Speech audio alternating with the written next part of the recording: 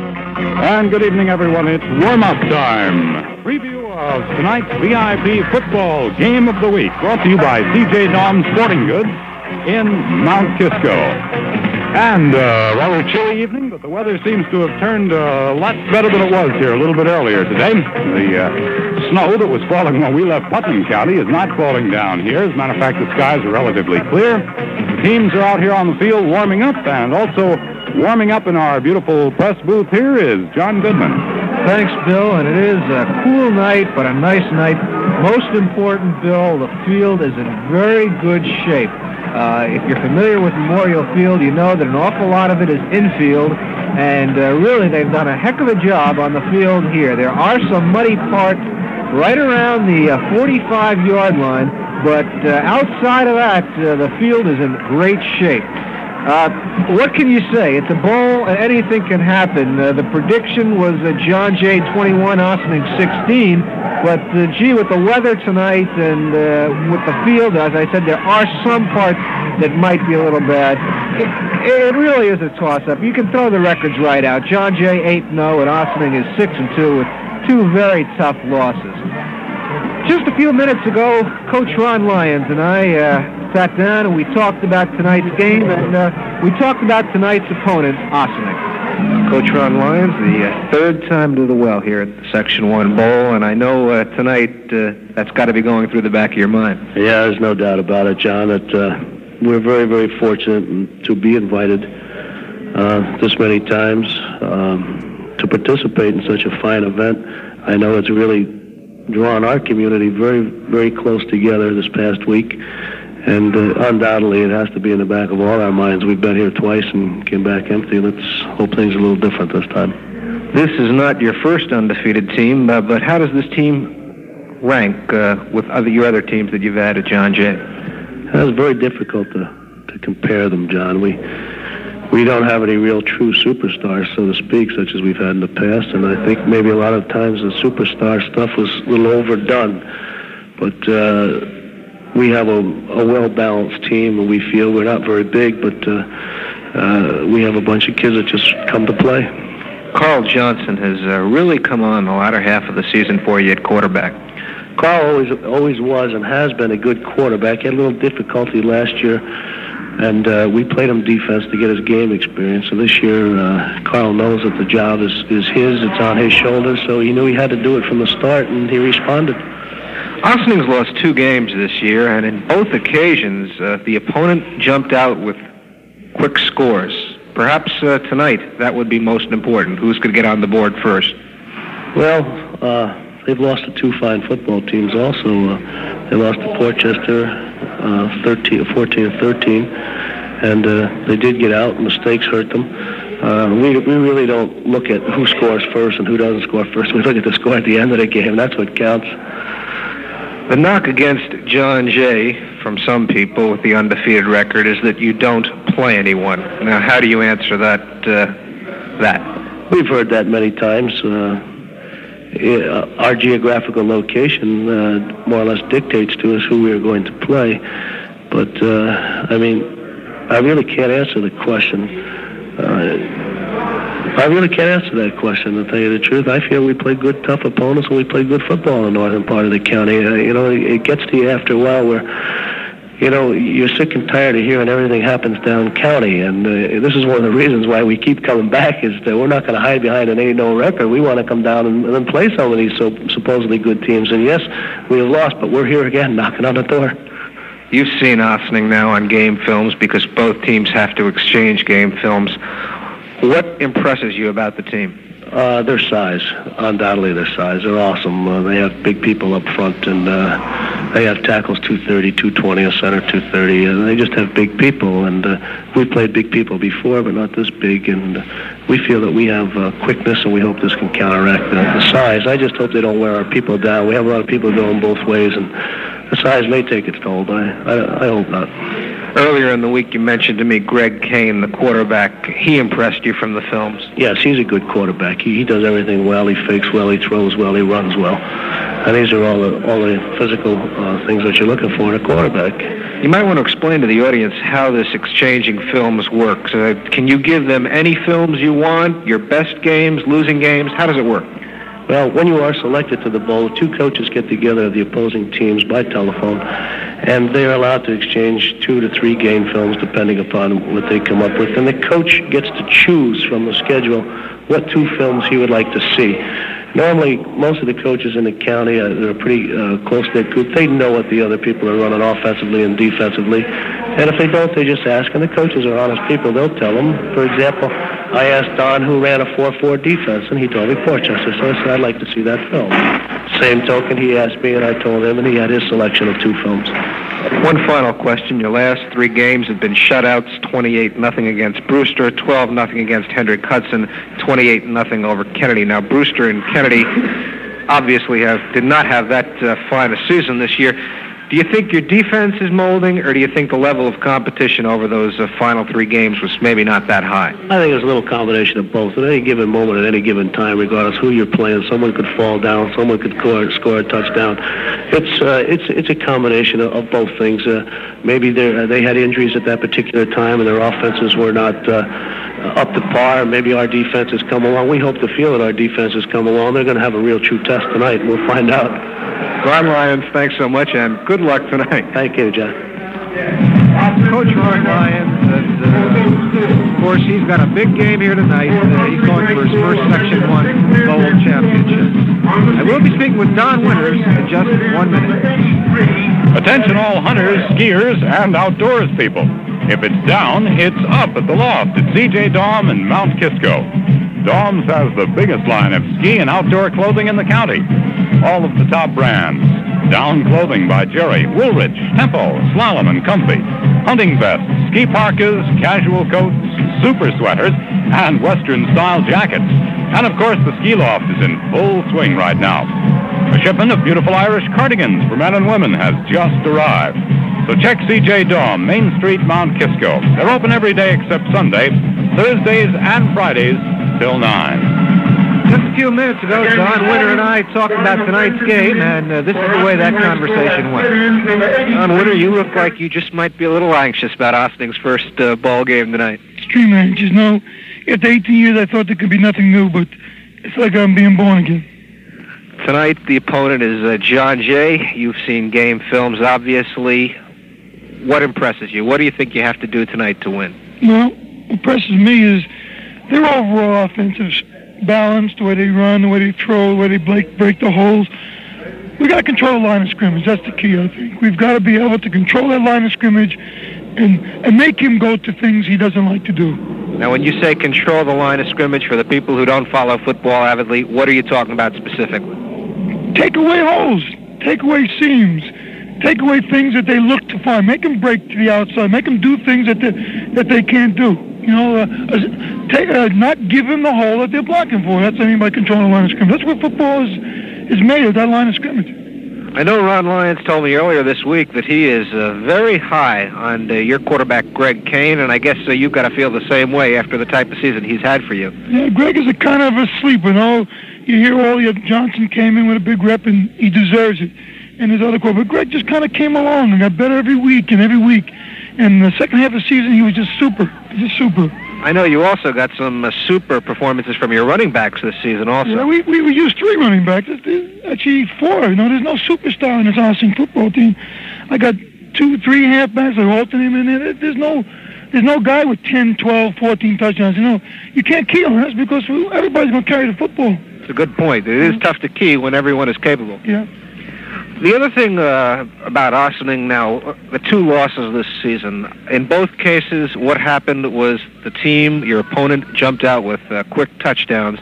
And I'm wondering if tonight you might be a little wary of if John Jay jumps out to an early touchdown. Well, they jumped out to touchdowns, but we kind of helped them jump. We dropped the ball here, we dropped the ball there.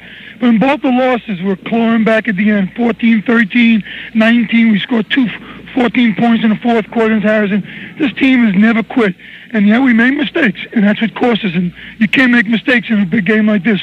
No, we got to play the kind of football we've been playing the last 2 and 3 weeks. I guess turnovers, though, have really got to be the most upsetting thing for a coach. You drill all week, you practice, and turnovers never really end up showing the true team. I mean, a team could lose a game, and yet you might walk off the field knowing that Ossining was a better team than the team you lost to, but turnovers made the difference. It was our case in our Harrison ball game. We gave away 12 points before I even got my earphones on. And it wasn't, but turnover is a part of football, pro, you name it. It's part of the game of football. And a day like today, with this emotion of this game, turnovers can be very important. John Jay is similar to you in the fact that they also have a diverse attack. Johnson can pass, and they also have several running backs who are good. I guess this presents the same problem for you. You really can't key on someone. Yeah, same way, But our defense, we really don't play a keying defense. Once again, we try to control line of scrimmage and pick up whatever may come. I don't like to key on anyone back.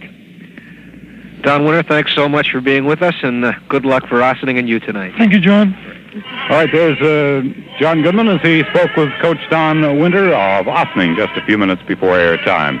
You may hear in the background now the national anthem being sung here at Memorial Stadium in Mount Vernon, and we'll just pick up a bit of that now, if we may.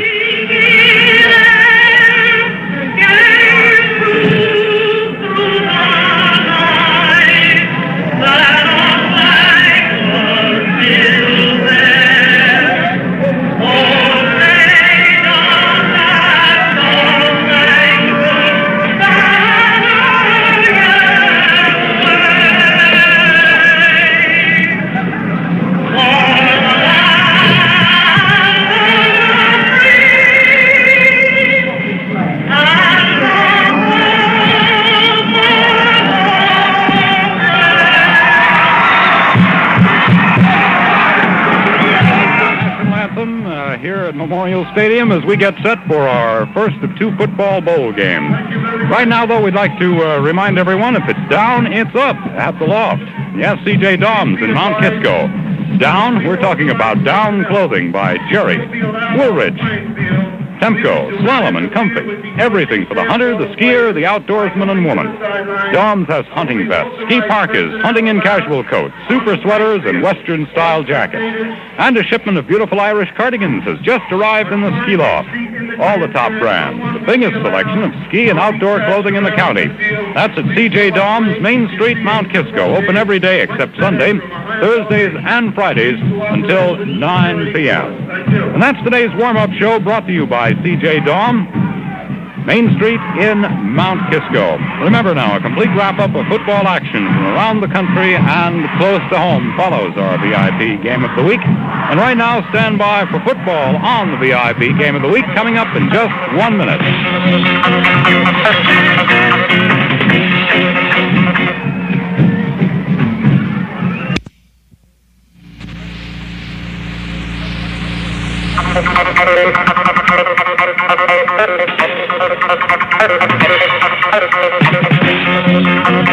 And good evening once again, everyone, from Memorial Stadium in Mount Vernon, New York. It's time for the VIP Football Game of the Week. And tonight, a Section 1 bowl game pitting Ossining against John Jay in the first of two bowl games that we'll be bringing you here tonight and next Friday night also. Tonight's VIP bowl game is brought to you by Pete's Auto Sales, 251 Main Street, Mount Kisco. By Mavis Tire Supply, Route 117, Mount Kisco, and Route 6 in Peekskill. By A.L. Myers Furniture, Route 9 in Ossining. And by Kellogg's and Lawrence Hardware, the Parkway in Katona. And a quick start for this game. It's already underway, just getting off the ground. And here with the play-by-play, John Goodman and Chris Harris. Kick is down to about the 20. John Brown running with the ball. He gets to the 30, the 35, to the 40. He's stopped just short of the 40-yard line. He's stopped by Al Holman. And we are into this ball game. The Section 1 Class A championship football game. And when we get a chance, we'll tell you a little bit about the offensive and defensive units. Carl Johnson naturally is at quarterback, and he's calling the signals right now for John Jay. Hands off to running back Steve Gadon. Gadon turns the right-hand corner and gets to about the 43-yard line, where he's brought down by Tom Martin of Ossining. That John Jay offensive unit, Tom Fallon, number 80, Frank Person, number 82 at the ends, and the tackle, Scott Heineman, 64, Mark Tyler, 75 at the guards, John Jasmine, number 63, Brett Bauer, number 61, Dave Nelson at center, Carl Johnson, Bob Fidaldi, Steve Ganung, and John Brown in the backfield. The ball is handed off to Steve Ganung. Ganung gets up just to about the 45-yard line again. He's brought down by Tom Martin of Ossining. Mark Emmerich also in to make the tackle for Ossining. It's going to be third down and about 4 yards, just short of the 45-yard line. Let's call it the 44-yard line of John Jay, just underway here at Mount Vernon Memorial Field. Third down and 4, the first time John Jay is faced with a third down situation. Johnson fakes a pass, and he picks up the first down. Jumping up in the air, faking a pass, and he gets to about the 50-yard line. He picks up a first down. Mark Emmerich of Ossining makes the tackle, and Chris Harris, who is our resident analyst, a good play there by Mr. Johnson. John, it looked like the play was busted. He looked like he wanted to throw a quick pass over the middle to his end, but the end was covered tightly by the linebacker, so Johnson smartly held the ball and ran right up the middle and got the first down. Good play by Johnson. Okay, it's 1st and 10 from the 50. Johnson pitches out to his running back, Steve Ganung. Ganung crosses the 50. Well, let's not say he does cross the 50. He stopped at about the 50. He's brought down by Vin Palmiato of Ossining. John, a good play that time by Palmiato. He wouldn't let the play outside of him. He hit the blocker, held him up, turned the play in, and made the tackle himself. Excellent play by Palmiato. Actually, they lost yardage on the play, Chris. It's going to be 2nd down and 12. Palmiato coming up to make the hit. 2nd and 12. Carl Johnson here looking at a passing situation.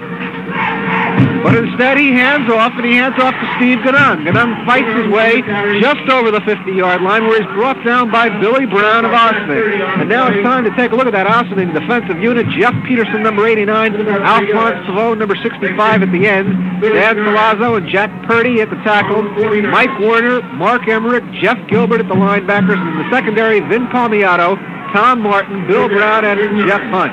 Third down, 9 to go from the 50-yard line, and this time Johnson is going to pass. He's looking out to Frank Person, and Person cannot hold on to the football. An incompleted pass, good pass coverage by Ossining on that play. And the pass was really not there, Chris. No, John, it wasn't. And on that play, Carl Johnson had his number 30, the captain, John Brown, was open on a shorter route. He was open down and out, but he chose to throw for the longer man and overthrew him. Okay, it's 4th down and 9. Back to punt, Frank Person.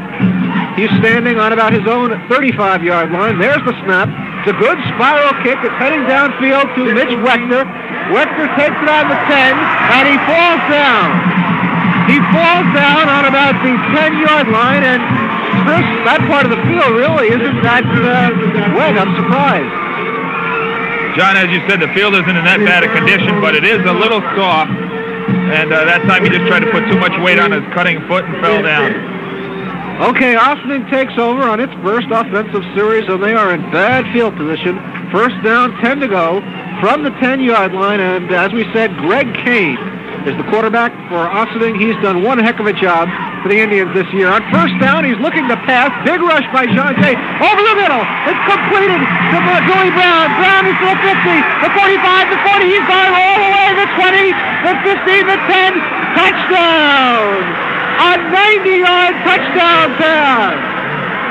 On Ossining's first play, wide open, Billy Brown, 90 yards from Greg Kane, and that is one way to start a football game, Chris.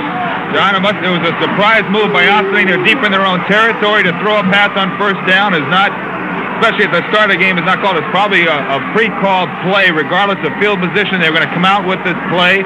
Exactly what they did, and a John Jay defender had the angle on the Ossining receiver, but he still outran him. Just pure speed made that play to go all the way. Well, Billy Brown certainly showed some speed on that one. The pass only covered about 30, and then Brown raced down the sidelines, and wow, that is one heck of a way to start your offense, your first play of the night, and it's a touchdown. So that's where we are right now, 8:29, and Ken Buck is trying for the kick. He goes sideways. It's up. It looks like it's good, and it is good. So with 8:29 left in the first quarter, Ossining leads 7-0. Say, how would you like to have a new dining room or living room delivered in time for Thanksgiving? Come to A.L. Myers Furniture, Route 9 in Ossining, one of northern Westchester's most beautiful showrooms. Choose from their extensive and varied collections featuring the top quality names in furniture: Hendredon, Drexel, Heritage, Baker, and Flair. From Selig, Pennsylvania House, Founders, Thayer, Coggin, and Karastan, you'll find colonial, contemporary, and traditional furniture displayed in beautiful room settings. And you'll also find select groups of floor samples at 20 to 50% savings, plus immediate delivery and free decorator service. Browse through A.L. Myers' beautiful showroom, and you'll find many other savings in store. A.L. Myers Furniture, 173 North Highland Avenue. That's Route 9 in Ossining. Remember, you can save from 20 to 50% on selected floor samples from the A.L. Myers collection of famous names. And have your furniture delivered in time for Thanksgiving. Visit A.L. Myers Furniture in Ossining. There's Buck's kick. It's the foul, and he takes it on the 20 to the 25 to the 30, and he's brought down just over the 33-yard line. Brought down on the play by Jeff Tokars. Well, Chris, I still can't get over the way we started a football game here. A 90-yard touchdown on Ossining's first play.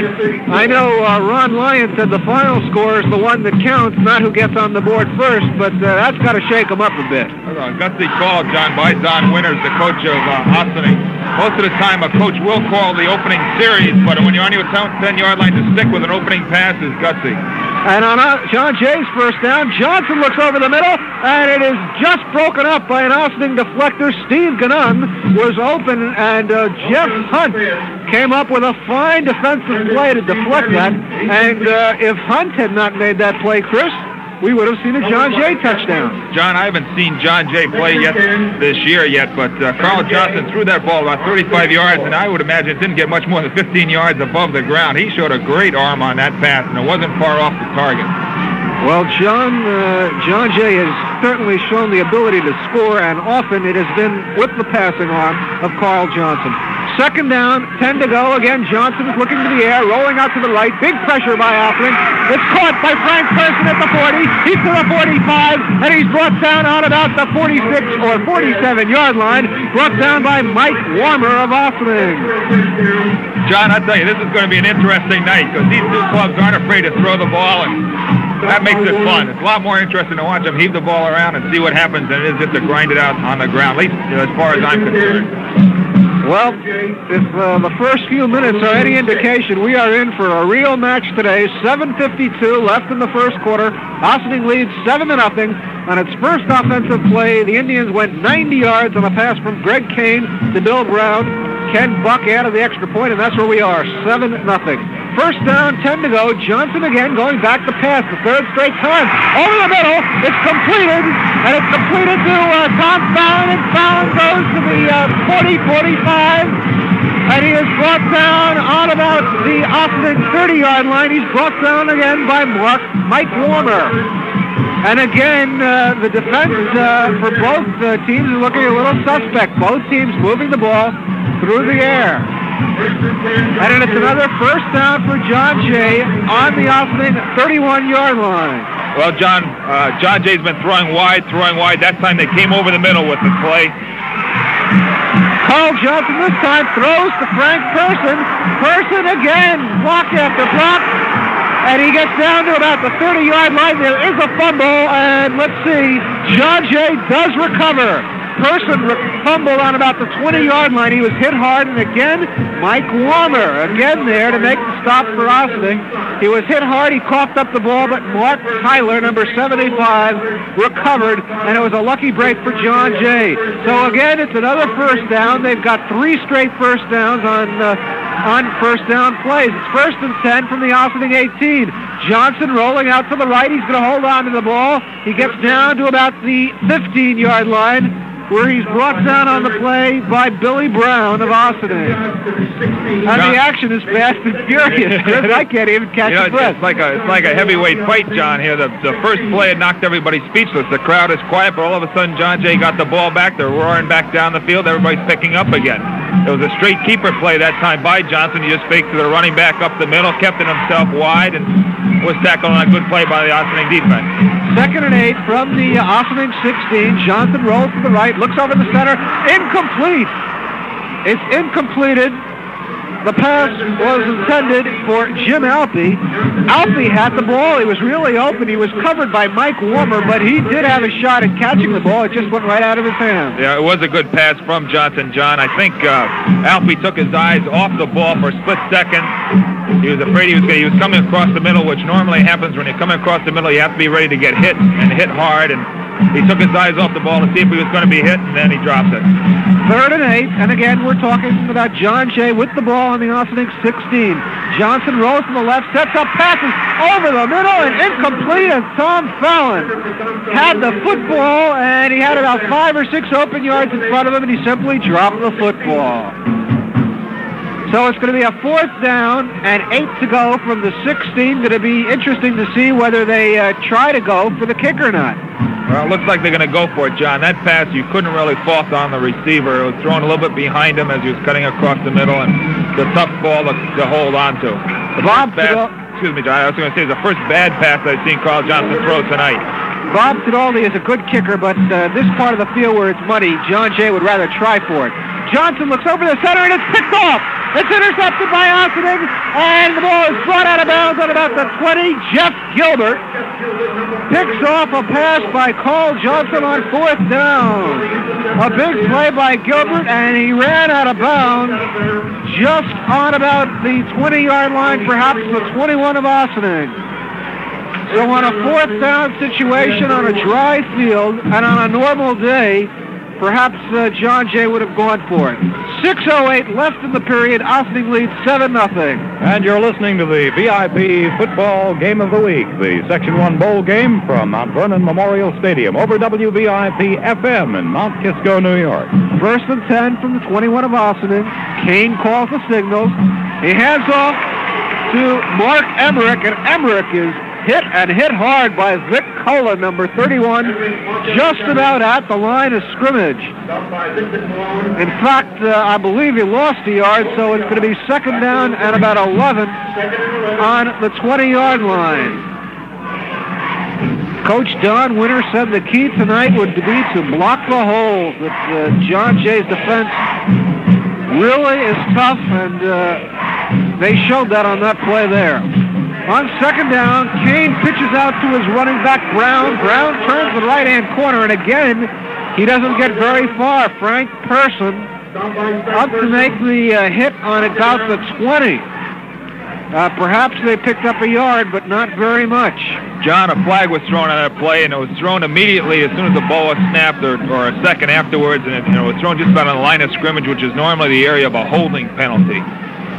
Well, they are talking to John Jay, and that would make the holding penalty look even stronger. Should say that there is an excellent crowd out tonight. I mean, you've got to consider the coolness of tonight's weather. There is a big crowd. They came out in their long johns and their heavy jackets, and they're enjoying this football game. John Jay will take the penalty. Did you get the penalty, Chris? I believe it is a face mask penalty. No, John was holding on 1 for 1 tonight. 1 for 1 for Harris, 0 for 1 for Goodman. It looked like a face mask indication, but it was holding. 3rd down, and let's check that. 2nd down, 21 to go from the Ossining 10-yard line. And again, you can look for a pass situation here. Kane wasn't afraid to throw from his own 10 last time. Kane rolls to the right. He's not going to get it off. And he's hit on about the line of scrimmage. Again, there's a penalty flag. Kane brought down by number 21, Mario Chacha and Victor Cullen.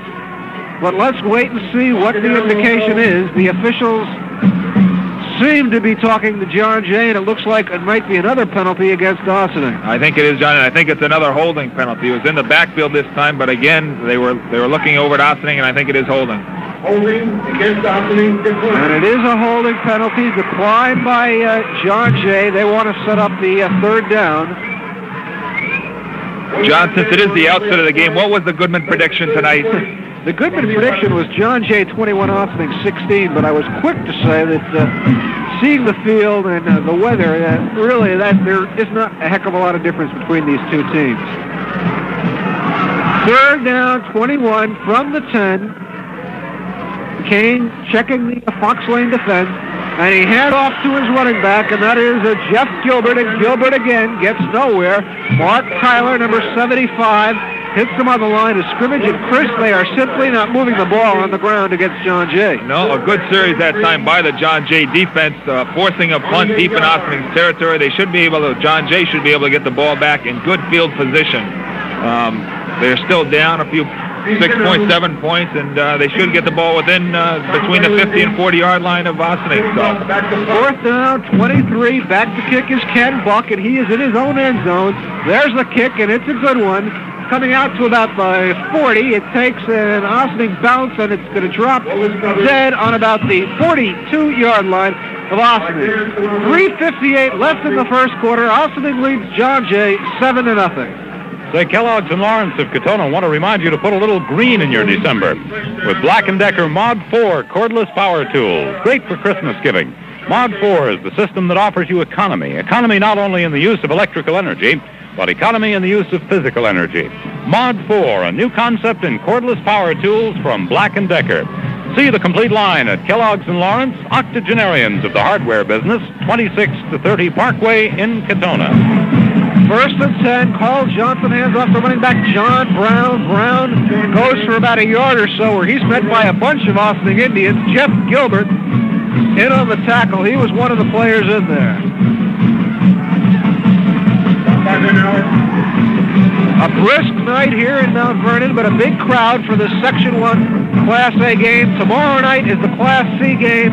Undefeated Croton will play Haldane, and the start on that is 8 o'clock again tomorrow night. Croton hoping to keep its perfect record intact. On second down and 8, Johnson goes back to pass, and it's picked off. It's intercepted again by Mike Warmer. Warmer is on the 45-yard line, and he's brought down there by Carl Johnson, the quarterback.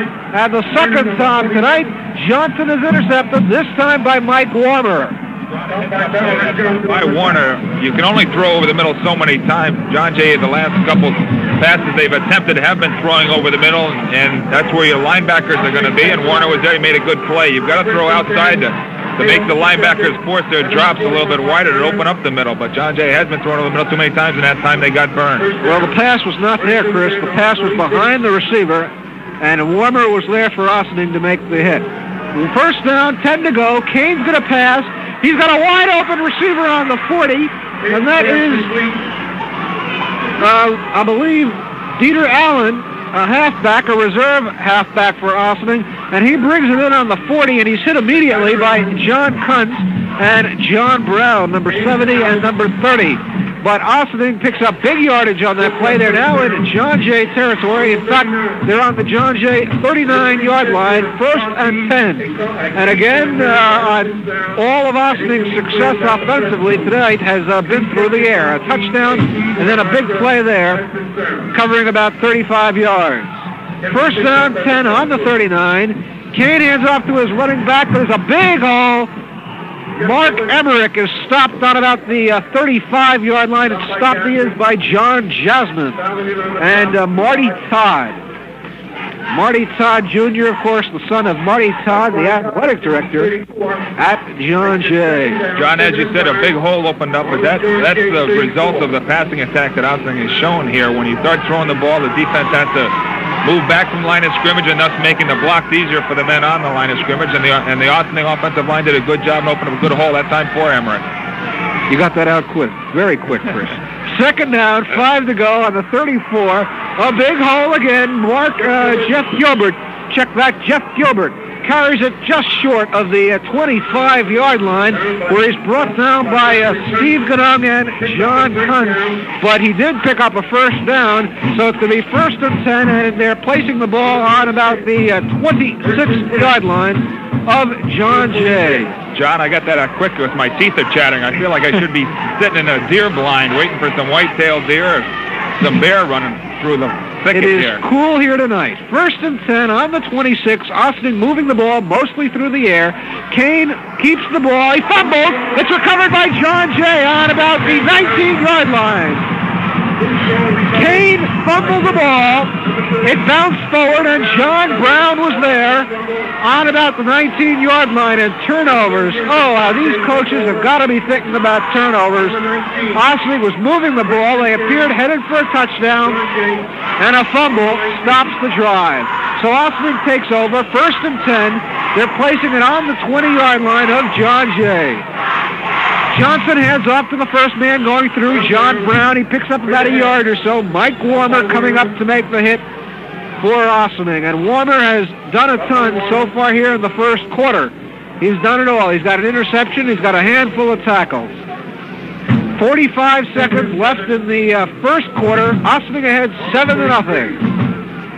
2nd down, 7 to go from the 23.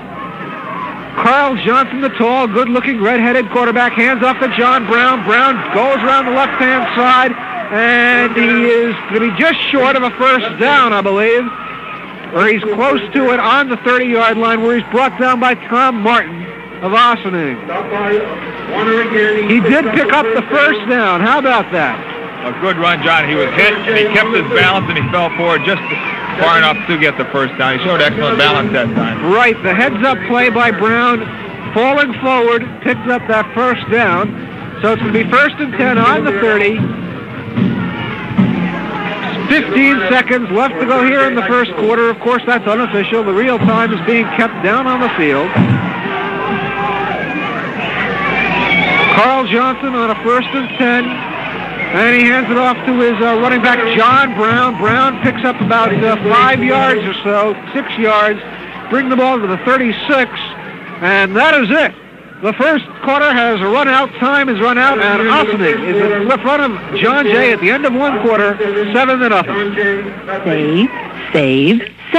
Snow Tire Savings is the name of the game at Mavis Tire Supply. Save big on famous Firestone Town & Country Snow Biters. Save up to $43 per pair off the 1974 winter tire prices, depending on size and type of tire. Save big on all new Firestone Snow Biters. All Mavis stores have your snow biter in belted, bias ply, or radial construction. Even retreads. Snow Biters designed for big cars, small cars, and in-between cars. Extra wheels are now in stock, and studding is available. At Mavis Tire Supply. You don't need a trade-in when you buy your Firestone Town & Country Snow Biters at Mavis.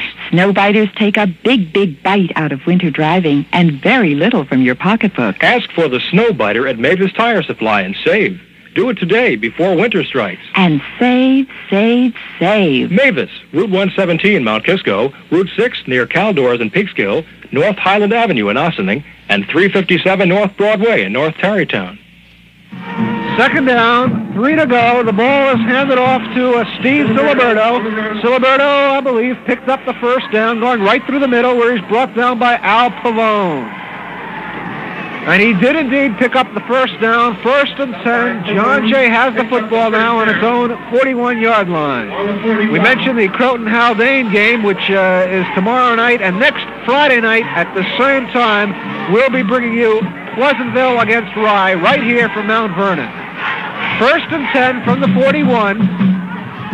Johnson hands off to running back John Brown. Brown does not get far, just about to the line of scrimmage. Mark Emmerich of Ossining comes up to make the hit. And they're hitting out there, Chris. They are, John. One thing I wanted to point out, normally when you switch ends of the field at the end of the quarter, somebody is going to retain an advantage. The field is in excellent shape tonight. It doesn't matter which way they're going. The wind is minimal. We have gone full circle. Last Saturday when we did the Pleasantville Valhalla game, we had Bill Draper here looking like he was ready for beach blankets bingo. Tonight he looks like Nanook of the North. Okay, on the first play, Johnson over the middle to Tom Fallon. Fallon to the 50, to the 45, and he's brought down just short of the 40-yard line by Billy Brown of Ossining.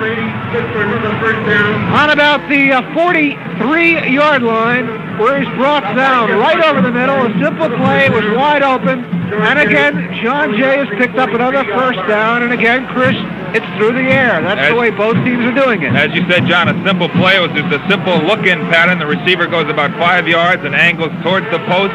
The quarterback takes 2 steps back and throws him the ball, and if it's open, it works great. If it's not... First and 10 on the 43. The ball is passed. Carl Johnson, and he finds Tom Fallon. Fallon is open on about the 35-yard line, and he's driven out of bounds on the play by Jeff Hunt of Ossining. And again, they're moving the ball very well through the air. This kid, Carl Johnson, is a big kid, and he's got a good arm. And Fallon has excellent hands, John, and good moves. He caught that ball, made a move away from the defender. Unfortunately, by moving away, he stepped out of bounds, but he just missed picking up the first down, so it's going to be 2nd and 1 from the 34. The ball is handed off to Steve Gadung. Gadung gets the first down and more as he crosses the 30 down to about the 29-yard line where he's brought down by Mark Emmerich again of Ossining. And John, that play was successful. Number 61, the right guard, Brett Bauer, pulled out. It was a trap play. He came across and blocked the defensive right tackle. Good block opening up the hole. This kid, Brett Bauer, is real good, Chris, as are many of the linemen on John Jay. They always have outstanding lines at John Jay. First and 10 from the 29. Johnson rolls to the right, looking for a receiver. Everyone's covered. Big pressure put on by Ossining, and he still gets it off. Tremendous, and he throws it out of bounds. But just to get that pass off was a tremendous effort by Johnson. A big rush by Jeff Peterson, the defensive end, but somehow or other, Johnson kept his balance and threw it out of bounds. Good balance, good strength. The Ossining fans, John, on that play were calling for an intentional grounding since Johnson did throw the ball out of bounds, but he did have a receiver in the area, and that's all you have to do in order to unload the ball. Jim Alpe indeed was there, and he was close enough to the football, so it could not be called an intentional grounding. 2nd and 10 from the 29-yard line of Ossining. John Jay on the move, doing it mostly through the air. Johnson calling the signals, drops back, and he throws over the middle, incomplete. Looking for Tom Fallon. Good defensive pressure there put on by Billy Brown for Ossining. And John, number 66, Jeff Tokarts from Ossining stayed with number 80, Tom Fallon. So Johnson did the smart thing by throwing the ball away that time. 9:46 left in the first half. Ossining leads 7-0. They scored on their first offensive play of the night, 90 yards. Greg Kane to Billy Brown. 3rd and 10. Johnson again looking to pass. Over the middle, complete. It's complete to Fallon. Fallon's on the 20, and he's brought down on about the 18-yard line. Brought down by Jeff Gilbert of Ossining. But he did pick up the first down, it appears. It's awfully close, John. Maybe just short, yeah. Well, it's awfully close. But Fallon would have definitely had the first down if he had turned upfield instead of trying to get around that last Ossining defender and break open to the clear. You always try and teach your players to turn directly. If it looks like you're going to be tackled or if there's somebody in front of you, turn upfield, get as many inches or feet or yards or whatever you can by going straight ahead versus trying to go laterally. And you're listening to a man you should know, Chris Harris, the super wide receiver for the San Diego Chargers, was it? Yeah. With my stomach, John, I usually wound up going directly upfield anyway. Well, they did pick up the first down, as you could tell from the partisan John Jay fans, and we are on the John Jay side here tonight. It is a first down, 10 to go from the 24. I want to remind you to stick around at halftime. A good, interesting guest, my buddy Larry Cole from the New York Daily News, will be here. We'll be talking about these whole Section 1 playoffs. First and 10 from the 19. Carl Johnson calling the signals. Hands off to his running back, Steve Gadung. Gadung has a nice hole, and he works his way down over the 15-yard line where he's brought down by Al Pavone. And I believe they're going to place it on about the 13 or so. And again, the John Jay offensive line doing the job. There was a hole there, and Gadung took advantage of it. John Jay lined up in a full house backfield. For the old-timers, is the old T formation. They now call it a full house backfield, but with 3 running backs back there, you really don't know who he's going to hand it to. Second down, and it's handed off to Brown. Brown crosses the 10 to the 5, and he's brought down on about the 4-yard line, brought down by Al Pavone. It's a first down for John Jay. It would have been a touchdown if Pavone had not been there. John Jay is closing in on a touchdown. The ball will be officially spotted on the 2-yard line. A nice run by John Brown around the left-hand side, and he picked up some good yardage on that one. He picked up a first down. First down, goal to go from the 3. Johnson works his way forward, and I believe he's got it. We're very close. The John Jay players are indicating touchdown, but the chief referee, Tony Sabella, says no. Jeff Gilbert in to make the stop along with Mike Warmer for Ossining, and he is inches short, says Sabella. So it's going to be second down and 1 to go on the 1 of Ossining. Johnson again carries, he's met, and he scores! A touchdown on a keeper by Carl Johnson. At first it looked like he didn't make it in, but the official says yes. Straightforward by Carl Johnson, Chris. John, a smart play by Carl Johnson. When you get this close, there's no reason to risk a handoff, especially with somebody as big as Carl is. He's 6'3", he could fall down and get 2 yards. Just keep the ball yourself, don't risk a fumble, and go straight ahead with it. And that's exactly what he did.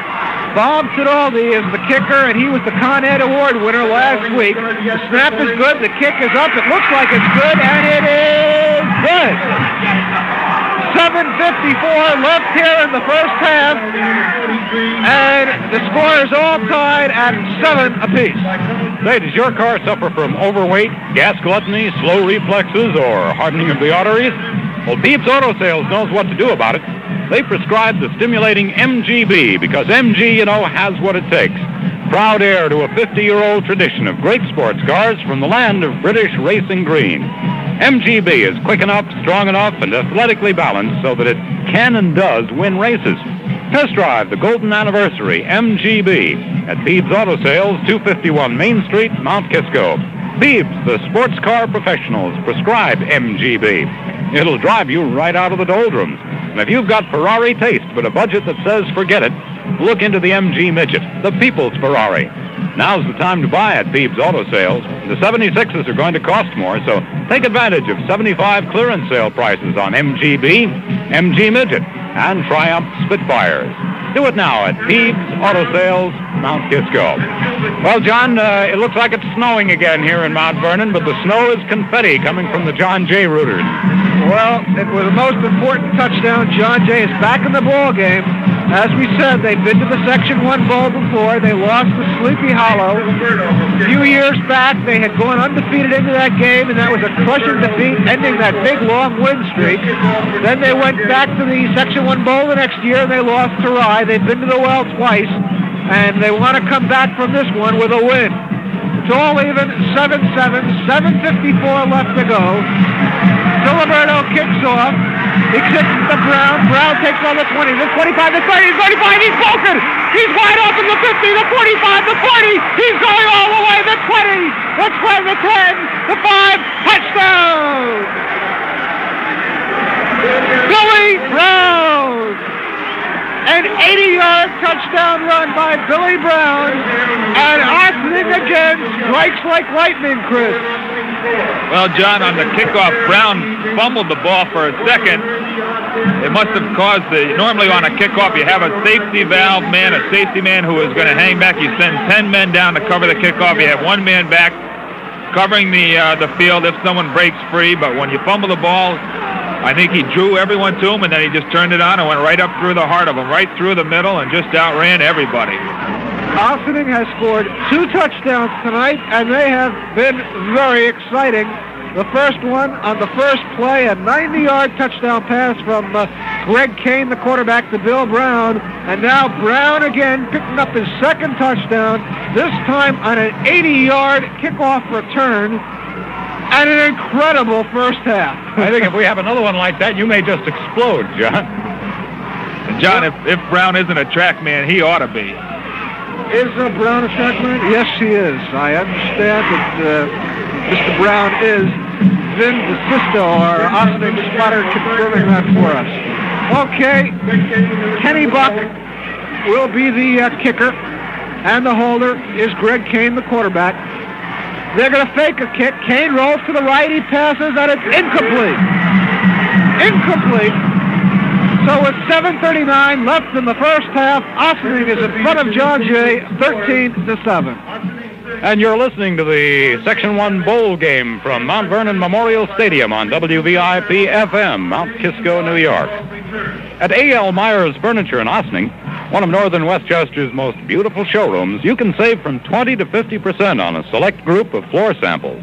Enjoy immediate delivery and get free decorator service, too. That's right, 20 to 50% off floor samples from Hendredon, Drexel, Heritage, Baker, and Pennsylvania House. From Flair, Seelig, Founders, Thayer, Coggin, and Karastan. A.L. Myers has many other savings in store, so you be sure to browse through all of the beautiful room settings at A.L. Myers Furniture, Route 9 in Ossining. And we might add, we're very happy to welcome A.L. Myers to our VIP football broadcast tonight. First time with us, and we're very pleased to have them aboard. John? Hope you're enjoying this game, whether you're listening to us on FM here in New York City, Westchester, Connecticut, wherever you are. We've got a dandy here. 13-7, Ossining ahead of John Jay. And here comes the kick by Buck.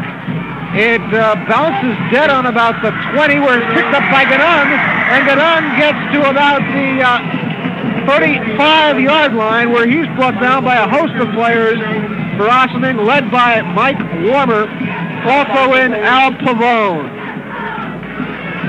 And instead of coming down with 10 men flat across, Ossining came down, their men were at a staggering level, and therefore after the John Jay halfback picked up the ball, broke through the first line, there was another line of defenders there, versus when Billy Brown ran the ball for Ossining, he just had to get through the initial string, and there was no one there, John. First and 10 from the Ossining 35. John Jay has the ball. Johnson passes over the middle of Fallon. Fallon's at the 50, and he's brought down. He picks up a first down. A 16-yard pickup to Tom Fallon. Billy Brown making the stop for Ossining. But again, John Jay picks up a first down, and again they pick it up through the air. Carl Johnson putting on a brilliant passing display here in the first half. 7:08 left to go in the first half. Ossining in front of John Jay, 13-7. The ball on the 49-yard line of Ossining. Johnson again rolls to the right. He's got time. He passes over the middle. A great catch. A great catch by Pearson. He's to the 30, the 25, the 20. The 20 tries to tackle, and he flicks the ball down, and he's brought down at about the 5. Jeff Gilbert making a desperation tackle, and the key to that play, Chris, was Pearson simply pushed aside one of the Ossining defenders and picked up an additional 15 yards. Even before that, John, number 80, Tom Fallon, was downfield. He threw a block on the outside receiver when number 82 cut over towards his side, and that sprung him even farther. Well, you're talking about two teams with two excellent defenses. John Jay has 3 shutouts in a row, but there's been very little defense here in the first half. The ball is pitched out to Gannon. Gannon struggles forward, and he is just short of the goal line. Mike Warmer brings him down for Ossining. Gannon that time, John, ran outside. He planted his outside foot and turned upfield and said, "Here I come, try and stop me." It's easy to see why he's the second leading scorer in Westchester County. Second down, goal to go from the 2-yard line.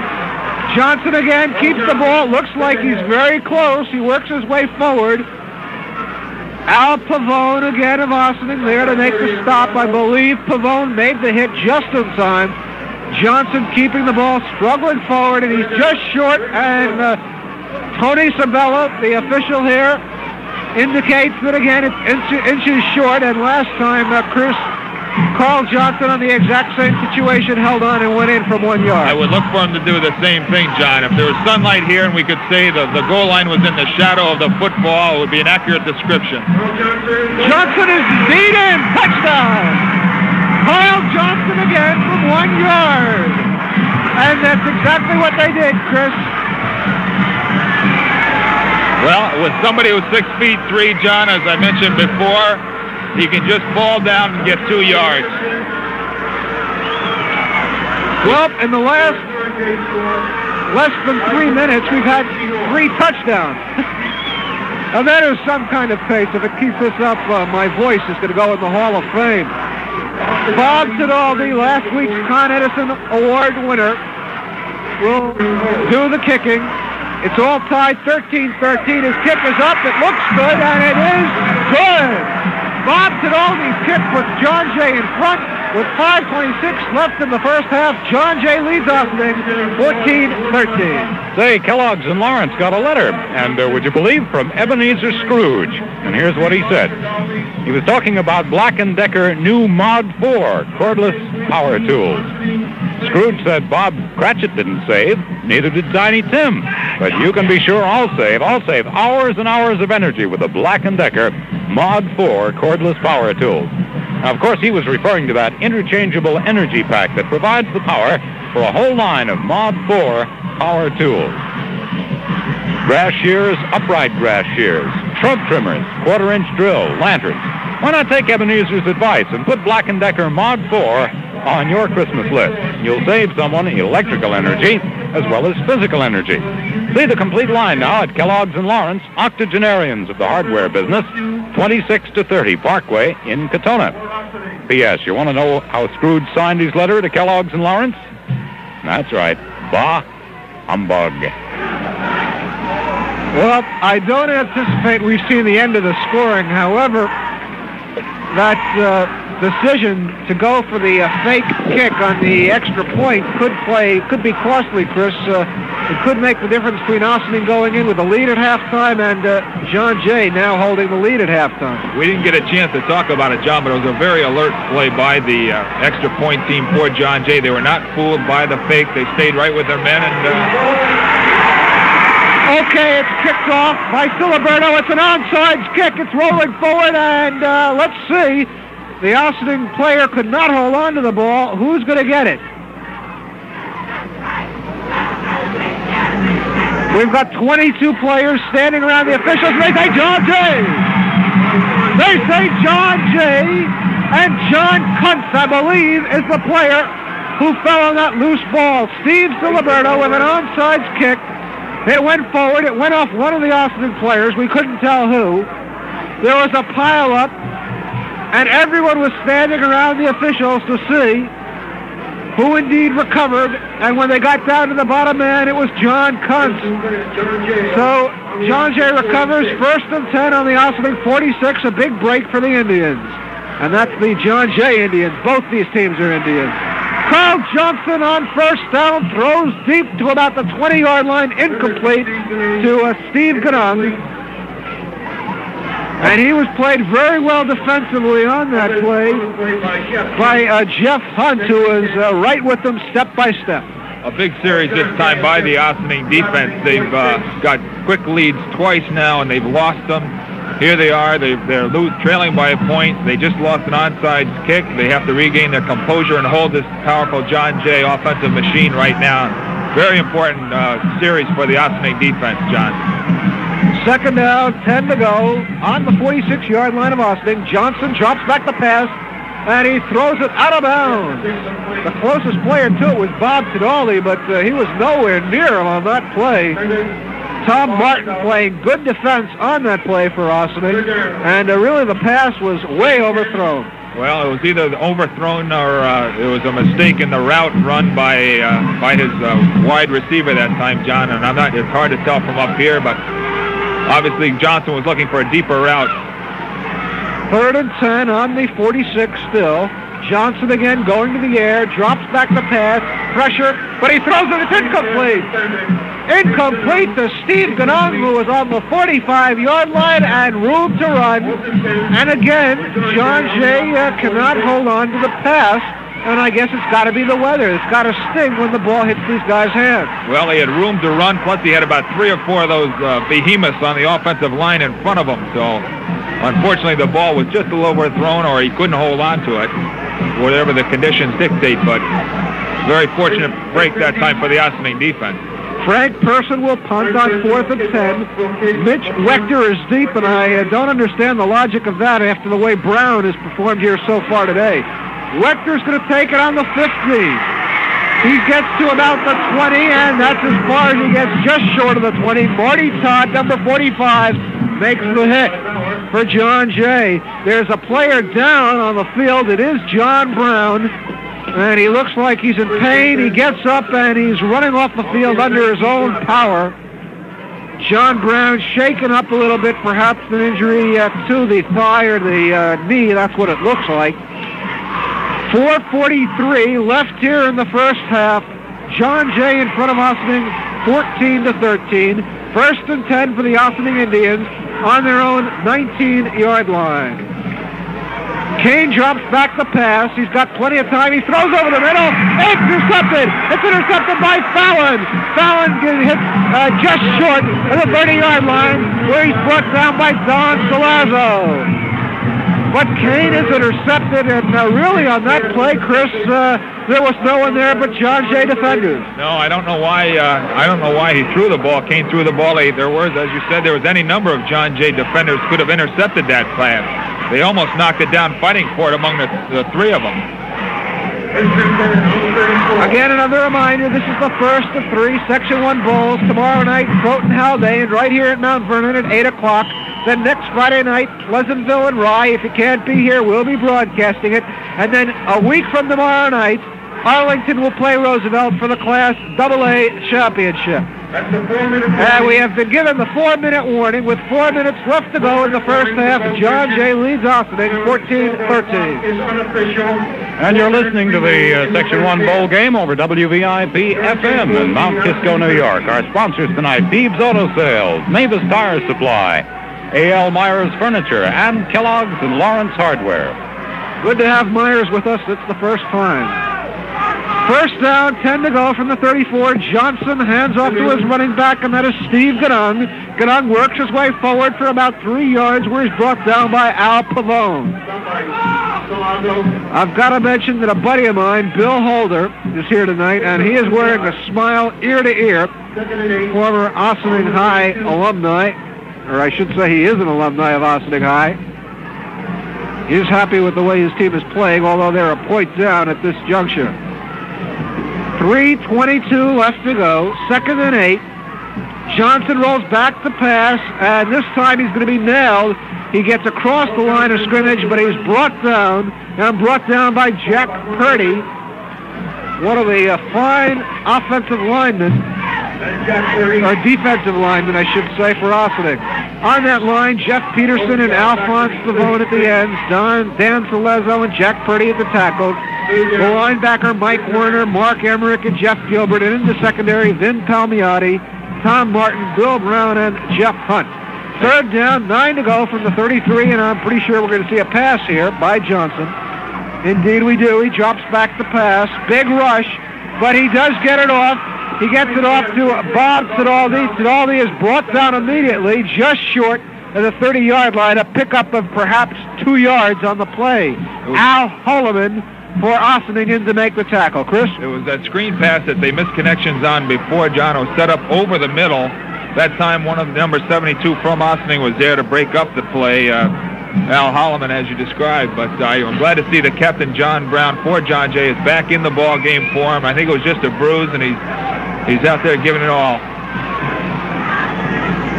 Okay, it is 4th down and 8 on the 32, and back to punt is Frank Person, standing on about his 45-yard line. A high snap, he gets it off, and a short kick that bounces out of bounds on the 40-yard line.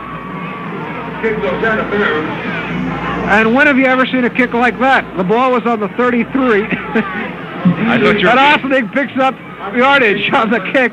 The 40-yard line is where they're going to spot it, I believe. Now, hold on. No, they're going to spot it on the 33. So the net yardage there was 0. You were being gracious calling it a short kick, John.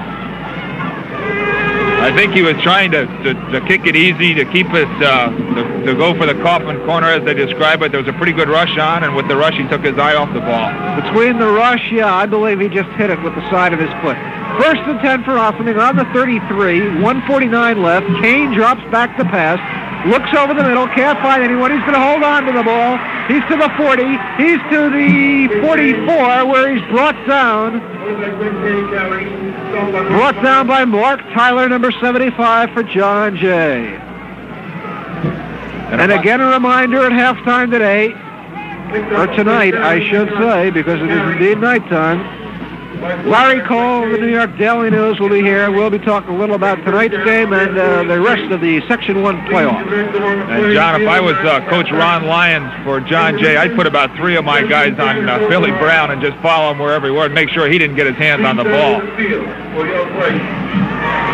Greg Kane hands off to his running back, Mark Emmerich, and Emmerich struggles forward for a yard or so, brought down on about the 45 by John Jasmine, number 63. And right you are, Chris. Bill Brown has 2 touchdowns tonight. He opened the game by taking a pass by Greg Kane, 90 yards for a score. And then he returned a kickoff following the John Jay touchdown, 80 yards for another touchdown. Brown is quick, and he has shown it tonight. 45 seconds left to go in the first half. Kane rolls to the right, looking for a receiver. He's not going to find one. He's going to be brought down on the 45-yard line. Again, Mark Tyler there. And we've got a timeout. Ossining, I believe, wants to stop the clock and try perhaps 1 or 2 more plays before the end of the first half. Bill? So you can save big right now on famous Firestone Town and Country Snowbiters at Mavis Tire Supply. Save up to $43 per pair off the 1974 winter tire prices, depending on size and type of tire.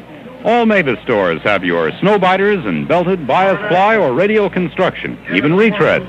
Snowbiters for big cars, small cars, and in-between cars. Extra wheels in stock, and studdings available, too. No trade needed.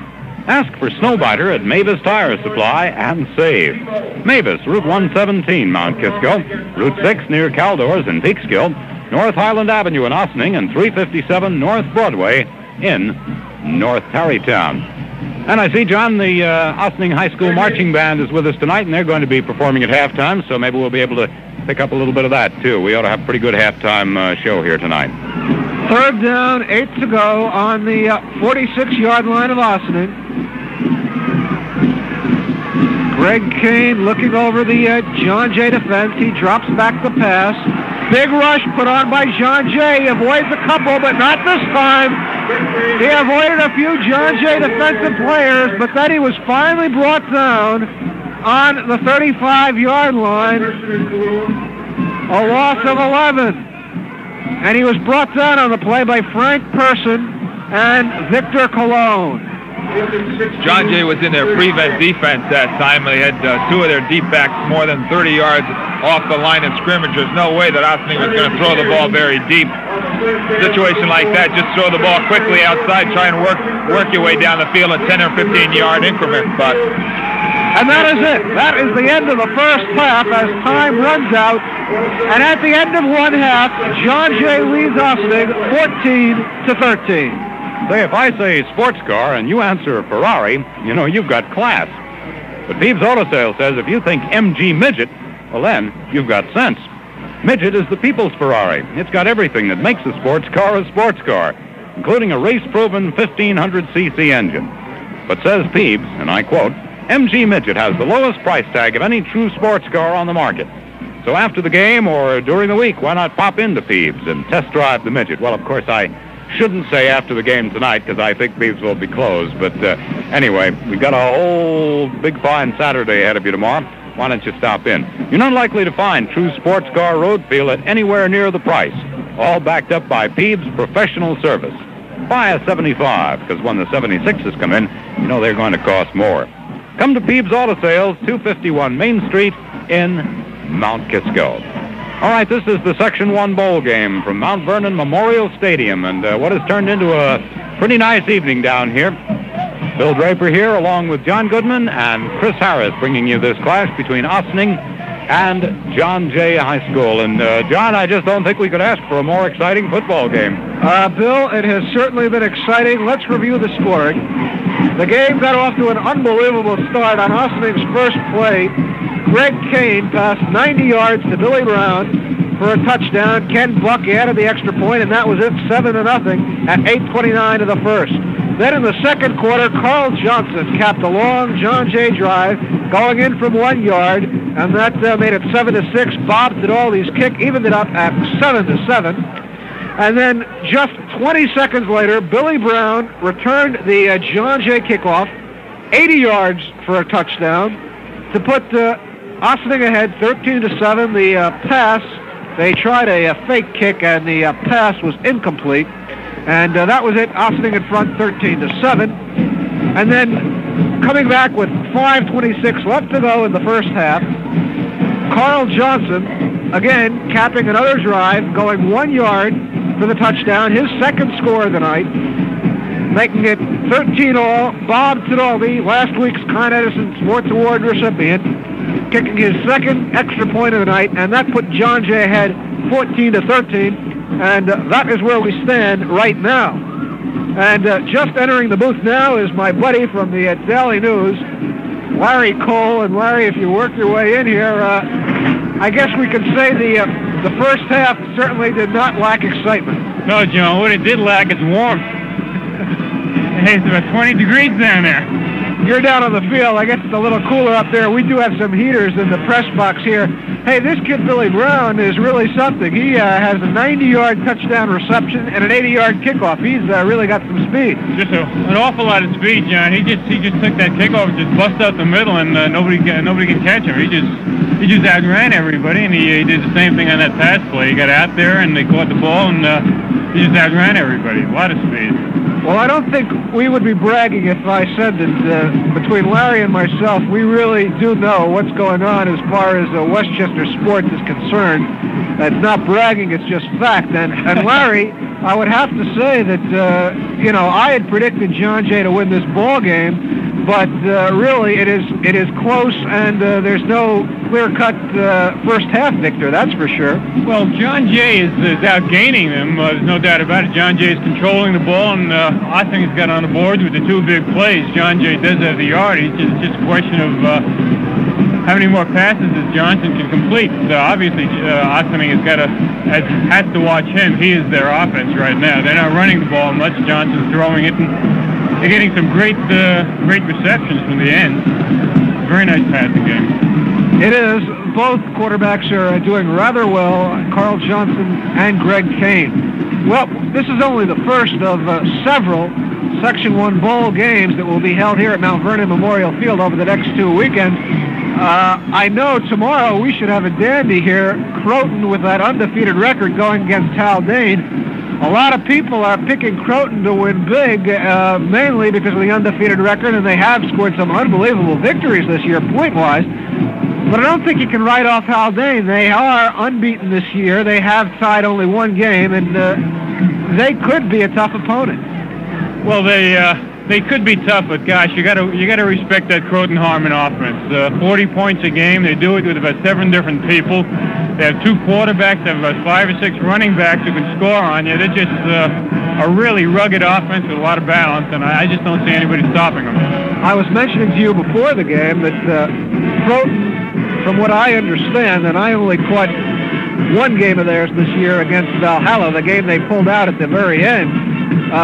From what I understand, though, that they are just very powerful, and they are the type of team that, despite their school size, could easily compete with the big schools like Roosevelt and White Plains. They've got that many talented players. I know a scout from Penn State earlier this year said that Croton really has one of the finest high school teams he's ever seen for sheer talent. I know Terry Smith would like to go up against some of those big guys. I don't know what the state laws would be. Maybe we can arrange a scrimmage some night under the cover of darkness, but it would be one heck of a ball game. We'd like to see Croton Harmon against White Plains, Roosevelt. Certainly there isn't a school in the county that has the balance, the scoring balance that Croton Harmon has. They can score inside, outside, passing, running. They do it every way that you can. As Bowersfield is probably the finest football player in the county. He runs, he catches, he throws the ball, he does everything a football player can do, and he puts an awful lot of points on the board, and he has 3 straight games with 4 touchdowns. So he's going to be tough. There aren't teams in the county scoring 4 touchdowns a game, and he's doing it 3 weeks in a row. He's some football player. We're talking to Larry Cole, a cold Larry Cole. He didn't bring gloves tonight, dummy. And we will be back with more with Larry Cole after this word. All right, thank you, gentlemen. And we have a question for you right now. How would you like to have a new dining room or living room delivered in time for Thanksgiving? Well, we suggest you come to A.L. Myers Furniture, Route 9 in Ossining, one of northern Westchester's most beautiful showrooms. Choose from their extensive and varied collections, featuring the top quality names in furniture: Hendredon, Drexel, Heritage, Baker, and Flair. From Seelig, Pennsylvania House, Founders, Thayer Coggin, and Karastan. You'll find colonial, contemporary, and traditional furniture displayed in beautiful room settings. And you'll also find select groups of floor samples at 20 to 50% savings, plus immediate delivery and free decorator service. Now, you can browse through A.L. Myers' beautiful showrooms and find many other savings in store. A.L. Myers Furniture is located at 173 North Highland Avenue, that's Route 9, in Ossining. And remember now, you can save from 20 to 50% on selected floor samples from the A.L. Myers collection of famous names and have your furniture delivered in time for Thanksgiving. Visit A.L. Myers Furniture in Ossining. The Section 1 bowl game here at Mount Vernon Memorial Stadium. John Jay versus Ossining over WVIP FM in Mount Kisco, New York. And right now during halftime, the Ossining High School Marching Band performing out on the field to a big crowd on hand here tonight. A lot of Ossining rooters, a lot of the John Jay partisans here watching this game. And just for a moment, John, let us pick up just a little bit of the Ossining Band. They're down there on the field marching with the color guard and playing in very fine-looking uniforms, the maroon and gray colors of Ossining High School.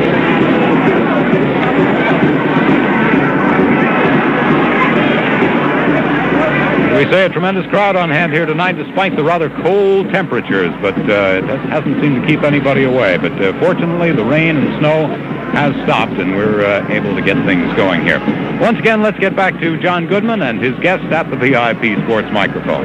Again, we're with Larry Cole of the Daily News, and we've talked a little about Croton Haldane. Next week, VIP will be back here to do the Pleasantville Rye game, and that is interesting. Rye, of course, has never lost a Section 1 bowl game, but I spoke to several coaches this week, and I have called 2 Pleasantville games this year, and the coaches seem to think that Pleasantville just can beat Rye.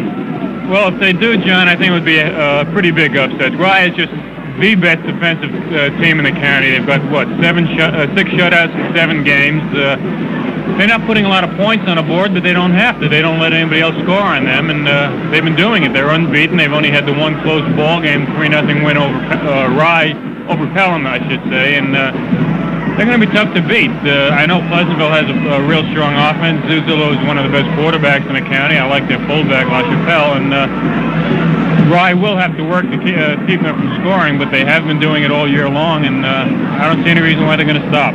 Well, we did the Pleasantville-Valhalla game last week, and LaChapelle was unbelievable. I mean, he was really unbelievable. He played perhaps one of the finest running games I've seen a high school player play in a long time. It was reminiscent of Tom DePasso when he used to play at White Plains. He'd get the ball, and LaChapelle would pop for about 5-6 yards every time. He came up with an incredible game. Next Saturday night, a week from tomorrow night, will be the final Section 1 bowl game. That will be Roosevelt against Arlington, and I don't know a heck of a lot about Arlington, but I do know that, I'm sorry, that's an afternoon game, and I don't know a heck of a lot about Arlington, but I do know that Roosevelt is really strong this year with the undefeated record and plenty of super players. I caught them against Gordon early in the year, and the thing you like about Roosevelt is they have 5 running backs who can beat you. They just take turns carrying that ball. They haven't thrown the ball much. They have a quarterback, Tom Falsicchia, who can. But between John Vallis, Angelo Colosimo, Kovac, Armentino, and I forget the other fellow's name, but they have 5 good running backs, and they just have a lot of balance, and they have been wearing oppositions down. They have fresh backs in on almost every play, and they have speed, they have power, and they're a strong team. Tony DiMatteo told me he thinks it's the best Roosevelt team he's ever had. and Tony has had nothing but winning ball clubs.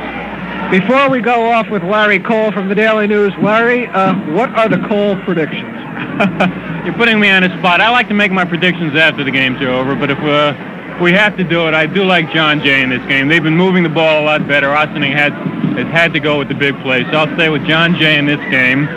Tomorrow night, you've got to like Croton Harmon. 40 points a game. They're scoring. They're tough to beat. I guess I'm staying with the favorites. I like Rye against Pleasantville. Rye's defense has just been too much. Nobody's scoring on them, so I'll go with Rye. And as I said, that Roosevelt offense with 5 running backs taking turns popping, I'll go with Roosevelt. There they are. Those are the Cole predictions. Take them for whatever they're worth. Larry, thanks for dropping by. We'll be back with John Branca in just a minute. All right, gentlemen, thank you. Right now, a word from Kellogg's and Lawrence of Katona.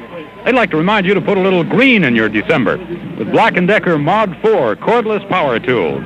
Great for Christmas giving. Mod 4 is the system that offers you economy, not only in the use of electrical energy, but economy in the use of physical energy, too. That's the stuff you have to put out. Mod 4, a new concept in cordless power tools from Black & Decker.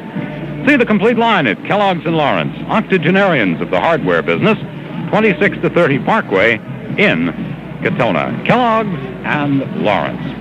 Well, the Ossining Band still marching out on the field, and once again, here's John Goodman. Thank you, Bill. John Branca, who runs the Mount Vernon Recreation Department, and he also runs the field here at Memorial Field. And John, all I can say is congratulations. The elements have not helped you, but really, this field is in superb shape. John, this is the most used field in the world. We've had something like 35 football games here, and we've got another 6 to go. Now, I've got a staff of maintenance men who have been doing this for years, and they're experts. If you were down here yesterday and looked at the field, you never would have thought a game would go on. But as you see tonight, you don't see any slips. The field drains very well. We threw some sand, we rolled the field, and it's in top shape, and the game is excellent. Some excellent runs and some excellent passes. I'm very impressed with both teams, but the field is in good shape, and we hope to keep it that way for all the bowl games. Well, I'll tell you, John, this morning at 7 o'clock, I got a call from Bob Douglas, and Bob told me, John, I just don't know. The weather forecast is not good, and I understand the field is not in great shape. But what you did here in one day is truly remarkable. Of course, the answer to it all is AstroTurf. And I know that is a subject that you would love to see here at Mount Vernon because they do use the field so much. What's the situation with AstroTurf? What would it mean to you and to this field? Well, we need AstroTurf, and it costs about $500,000 to AstroTurf and put tartan turf down. We would love to get it. We feel that Westchester County is big enough to support professional sports, but we're mainly thinking in terms of ourselves here in Mount Vernon for the colleges, the local colleges, the high schools, and the amateur teams. We have tried to make this more or less a county stadium. We have opened it up to teams from New Rochelle, from Yonkers, from the Bronx, and then, of course, the high school bowl games. We're very proud and happy to have them all here. And we need AstroTurf. We like to improve the lights and the parking situation. And we just hope that more monies will be made available for recreation purposes. This is America is sports and recreation and people playing and doing. Without sports, I don't know where the country would be. So we would like to do these things, but it's all a matter of finances. We get the money, we could do it. You know, the thing is that I do want to say hats off to you, John Branca, because really, if this type of stadium was anywhere else, there would be many, it would be a White Plains Stadium perhaps, or a Pelham Stadium, or a Scarsdale Stadium. But really, Mount Vernon Memorial Stadium is a stadium for everyone. Everyone uses it. And really, this is no more a home field advantage for Mount Vernon High School as it would be for New Rochelle or anyone else. I know I've been coming here for years. John, I'd like to say some of the teams who play here. We've got Iona Prep and Iona College. We've got Blessed Sacrament from New Rochelle. We've got Mount Vernon High School. Westchester Community College played 2 games here. Fordham played a game here. And last Sunday, we had a fabulous game here. There was about 10,000 people. It was the Westchester Black Football Classic. Morgan State was here, the fabulous Morgan State against Virginia Union, and it was a great game won by a field goal in the last couple of 3 minutes. Morgan State won 24-21, and a very odd part of that game, there were 2 white players on both squads, and a little white, Dwayne Danner, his name is, kicked a 32-yard field goal. to give Morgan State the victory. But these are some of the teams that do play here. We've opened it up to the county and especially to high school sports. My whole life has been involved with youth work, and we're proud and happy to have all these ball games here. You could feel it in the crowd, the excitement with the young people, the cheerleaders, anybody who sits in the stands. This is a great thing. And at this point, John, I'd like to congratulate the Section 1 Football Committee and the Coaches Association for having the guts to put on these night football games here. If you explain it to youngsters, I'm sure they'll behave. And last year we didn't have one incident. Tonight is going very well. And you got to tell young people, hey, it's your responsibility. You want the night contest, we'll have it. Sean Branca, thank you so much. The teams are out on the field, and we will be underway in just 1 minute. Save, save, save. Snow Tire Savings is the name of the game at Mavis Tire Supply. Save big on famous Firestone Town & Country Snow Biters. Save up to $43 per pair off the 1974 winter tire prices, depending on size and type of tire. Save big on all new Firestone Snow Biters. All Mavis stores have your snow biter in belted, bias ply, or radial construction, even retreads. Snow Biters designed for big cars, small cars, and in-between cars. Extra wheels are now in stock, and studding is available. At Mavis Tire Supply. You don't need a trade-in when you buy your Firestone Town & Country Snow Biters at Mavis. Snow Biters take a big, big bite out of winter driving and very little from your pocketbook. Ask for the Snow Biter at Mavis Tire Supply and save. Do it today before winter strikes. And save, save, save. Mavis, Route 117, Mount Kisco, Route 6 near Caldors and Peekskill, North Highland Avenue in Ossining, and 357 North Broadway in North Tarrytown. Well, we've got us an exciting football game here, no doubt about it. From Mount Vernon Memorial Stadium, the Section 1 football clash between John Jay and Ossining, with John Jay out in front by a single point, 14-13. You're listening to WVIP FM in Mount Kisco, New York, and here for the second half, John Goodman and Chris Harris. Okay, Steve Siliberto tees it up on the 40. 24 minutes left to go in this football game. Another onside kick, and again it's fumbled by Ossining, but this time they hold possession. Ray McLaughlin falls on the football, and Ossining will hold on and take over on about its own 38-yard line. First down, 10 to go from the 38. And John, I don't think that was so much a choice of or a chance of an onside kick. I think they're just trying to keep the ball away from Billy Brown and kick the ball. They weren't going to recover the ball. They were just going to try and keep them from running the ball back for a touchdown. Good point. Brown has burned them twice tonight. Greg Kane calls the signals at quarterback. A long count.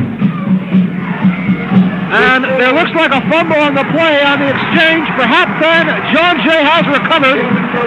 John Jay recovers on the Ossining 38. Victor Colon falls on the football, and that is a big break here at the outset of the third quarter.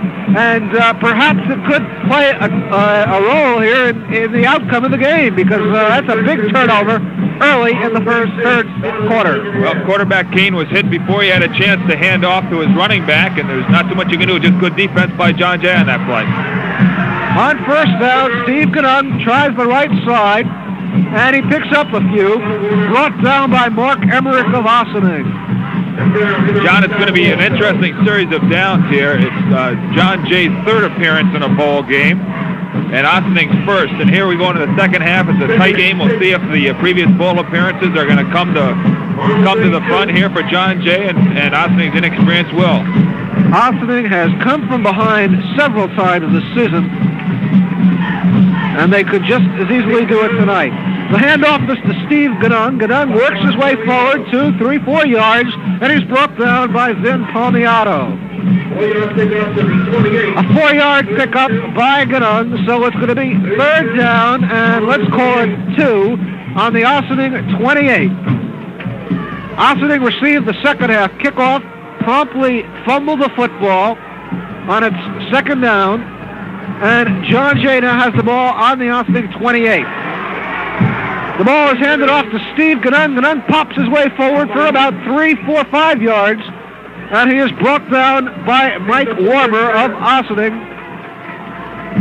And he picked up a lot more than 5 on that, Chris. He picked up another first down.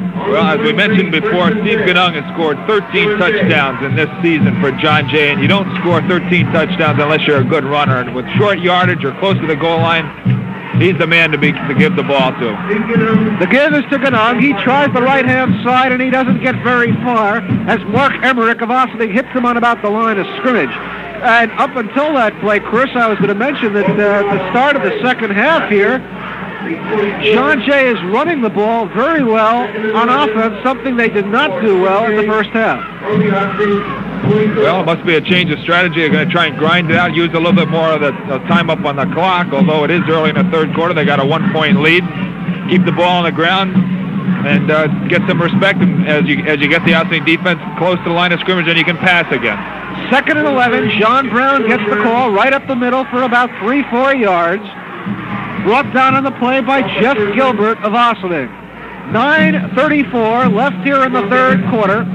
John Jay on top of Ossining, 14-13. It's a cool night here in Mount Vernon, as my halftime guest Larry Cole of the Daily News would attest. His hands were red. 3rd and 5. Johnson's going to throw. He does. He completes it to Frank Person. Person gets to the 10, to the 5, and he is stopped just short of the 5-yard line. Stopped by Mark Emmerich of Ossining. John, I see some of the Ossining players are clapping their hands as the flag down, and I would imagine it would be a holding penalty or some infraction called against John Jay. You're right. It is a penalty. It is against John Jay. Referee Tony Sabella talking to Ossining. Holding is the call. It's a big one, 15 yards. And that is going to hurt because the ball would have been on the Ossining 5-yard line. Now the ball is on the Ossining 36. And that is the type of penalty that the coaches just think about, Chris. As you said, John, that keeps them awake. They had the receiver from John Jay ran a down-and-out pattern and made a good catch, got the first down yardage, and it's off or not. First down, 20 to go from the 36.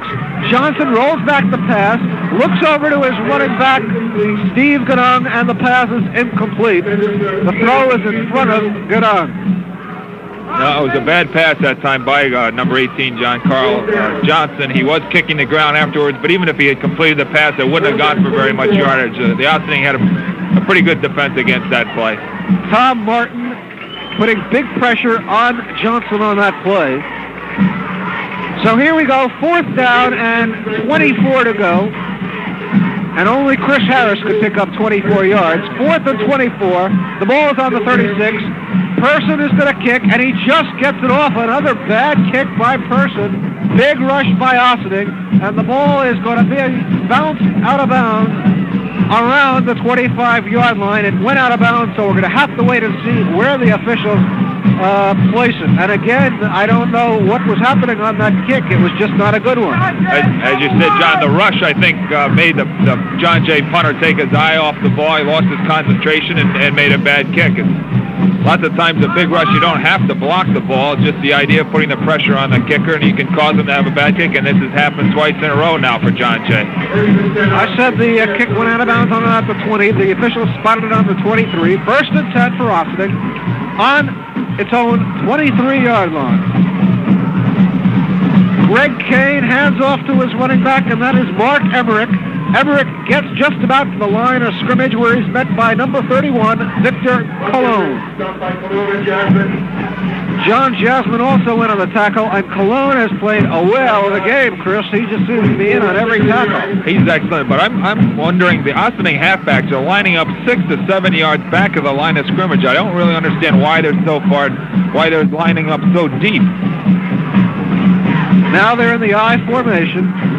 Kane, that is, pitches out to running back Billy Brown. Brown goes around the left-hand corner to the 30, the 33, and he's brought out of bounds on about the 33-yard line, and it looks like he came close, or he either did pick up a first down. Marty Todd drives it out of bounds, but the question is, did he pick up the first down? I believe he did. He did indeed pick up a first down. The officials signaling it now. 1st and 10 for the Ossining Indians on the 33-yard line. Maybe they just lined Brown up 7 yards deep because he's so fast. If he just got the ball and took off, he'd be ahead of his blockers. We're refraining from calling any team Indians tonight because that is the nickname of both John Jay and Ossining. 1st and 10 on the 35. Ossining with the football.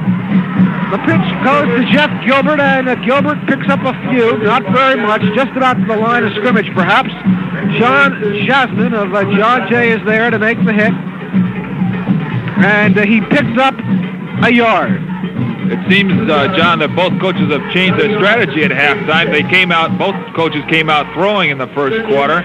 Now they're both being very conservative, keeping the ball on the ground. A real beautiful night here in Mount Vernon. It is cold, but really the weather has held up. They were talking about snow flurries, and we have not seen anything. 2nd and 8, and there's the handoff to Rick Swartz, and Swartz moves forward, and I believe he did run the 9 yards on that play for a first down. He did. First down, 10 to go for Ossining on the 30, that's the 46 of Ossining. Marty Todd was there to make the hit on defense along with Steve Goddard. It looked like a wingback reverse play. The motion, and the quarterback went with the ball to his right, and then they handed back to the wingback, coming back over the middle and cutting up straight ahead upfield. A good call.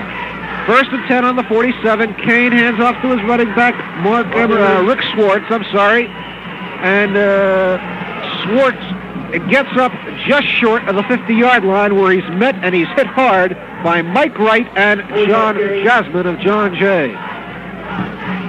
6:42 left in the third quarter. John Jay on top of Ossining, 14-13 here at Mount Vernon's Memorial Field. And if you have hot chocolate, or better yet, some scotch, you're in good shape tonight. What's that in your cup, John? That is hot chocolate, but it's cold chocolate right now.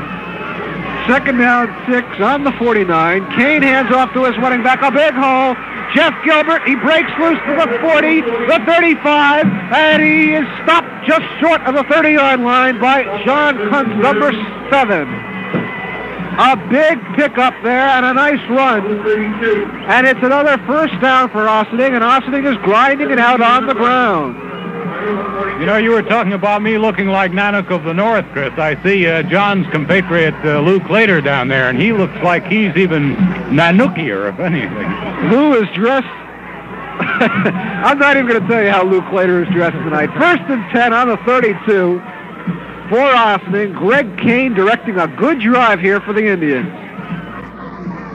The handoff goes to Emmerich, and Emmerich goes forward for about 3 yards, but there are flags on the play, and we're going to have to wait and see what the indication is. The officials are talking to John Jay. That run, just the preceding play by Jeff Gilbert, he's listed in the program as 5'11", 165, but he ran that last run with all heart. He ran over a couple of the John Jay defenders. He didn't run over Frank Person or Mark Tyler because they were both there to make the stop. The penalty is a big one. It's a 15-yarder. It's against Ossining. It's going to put the ball back on the 50-yard line, and it is holding.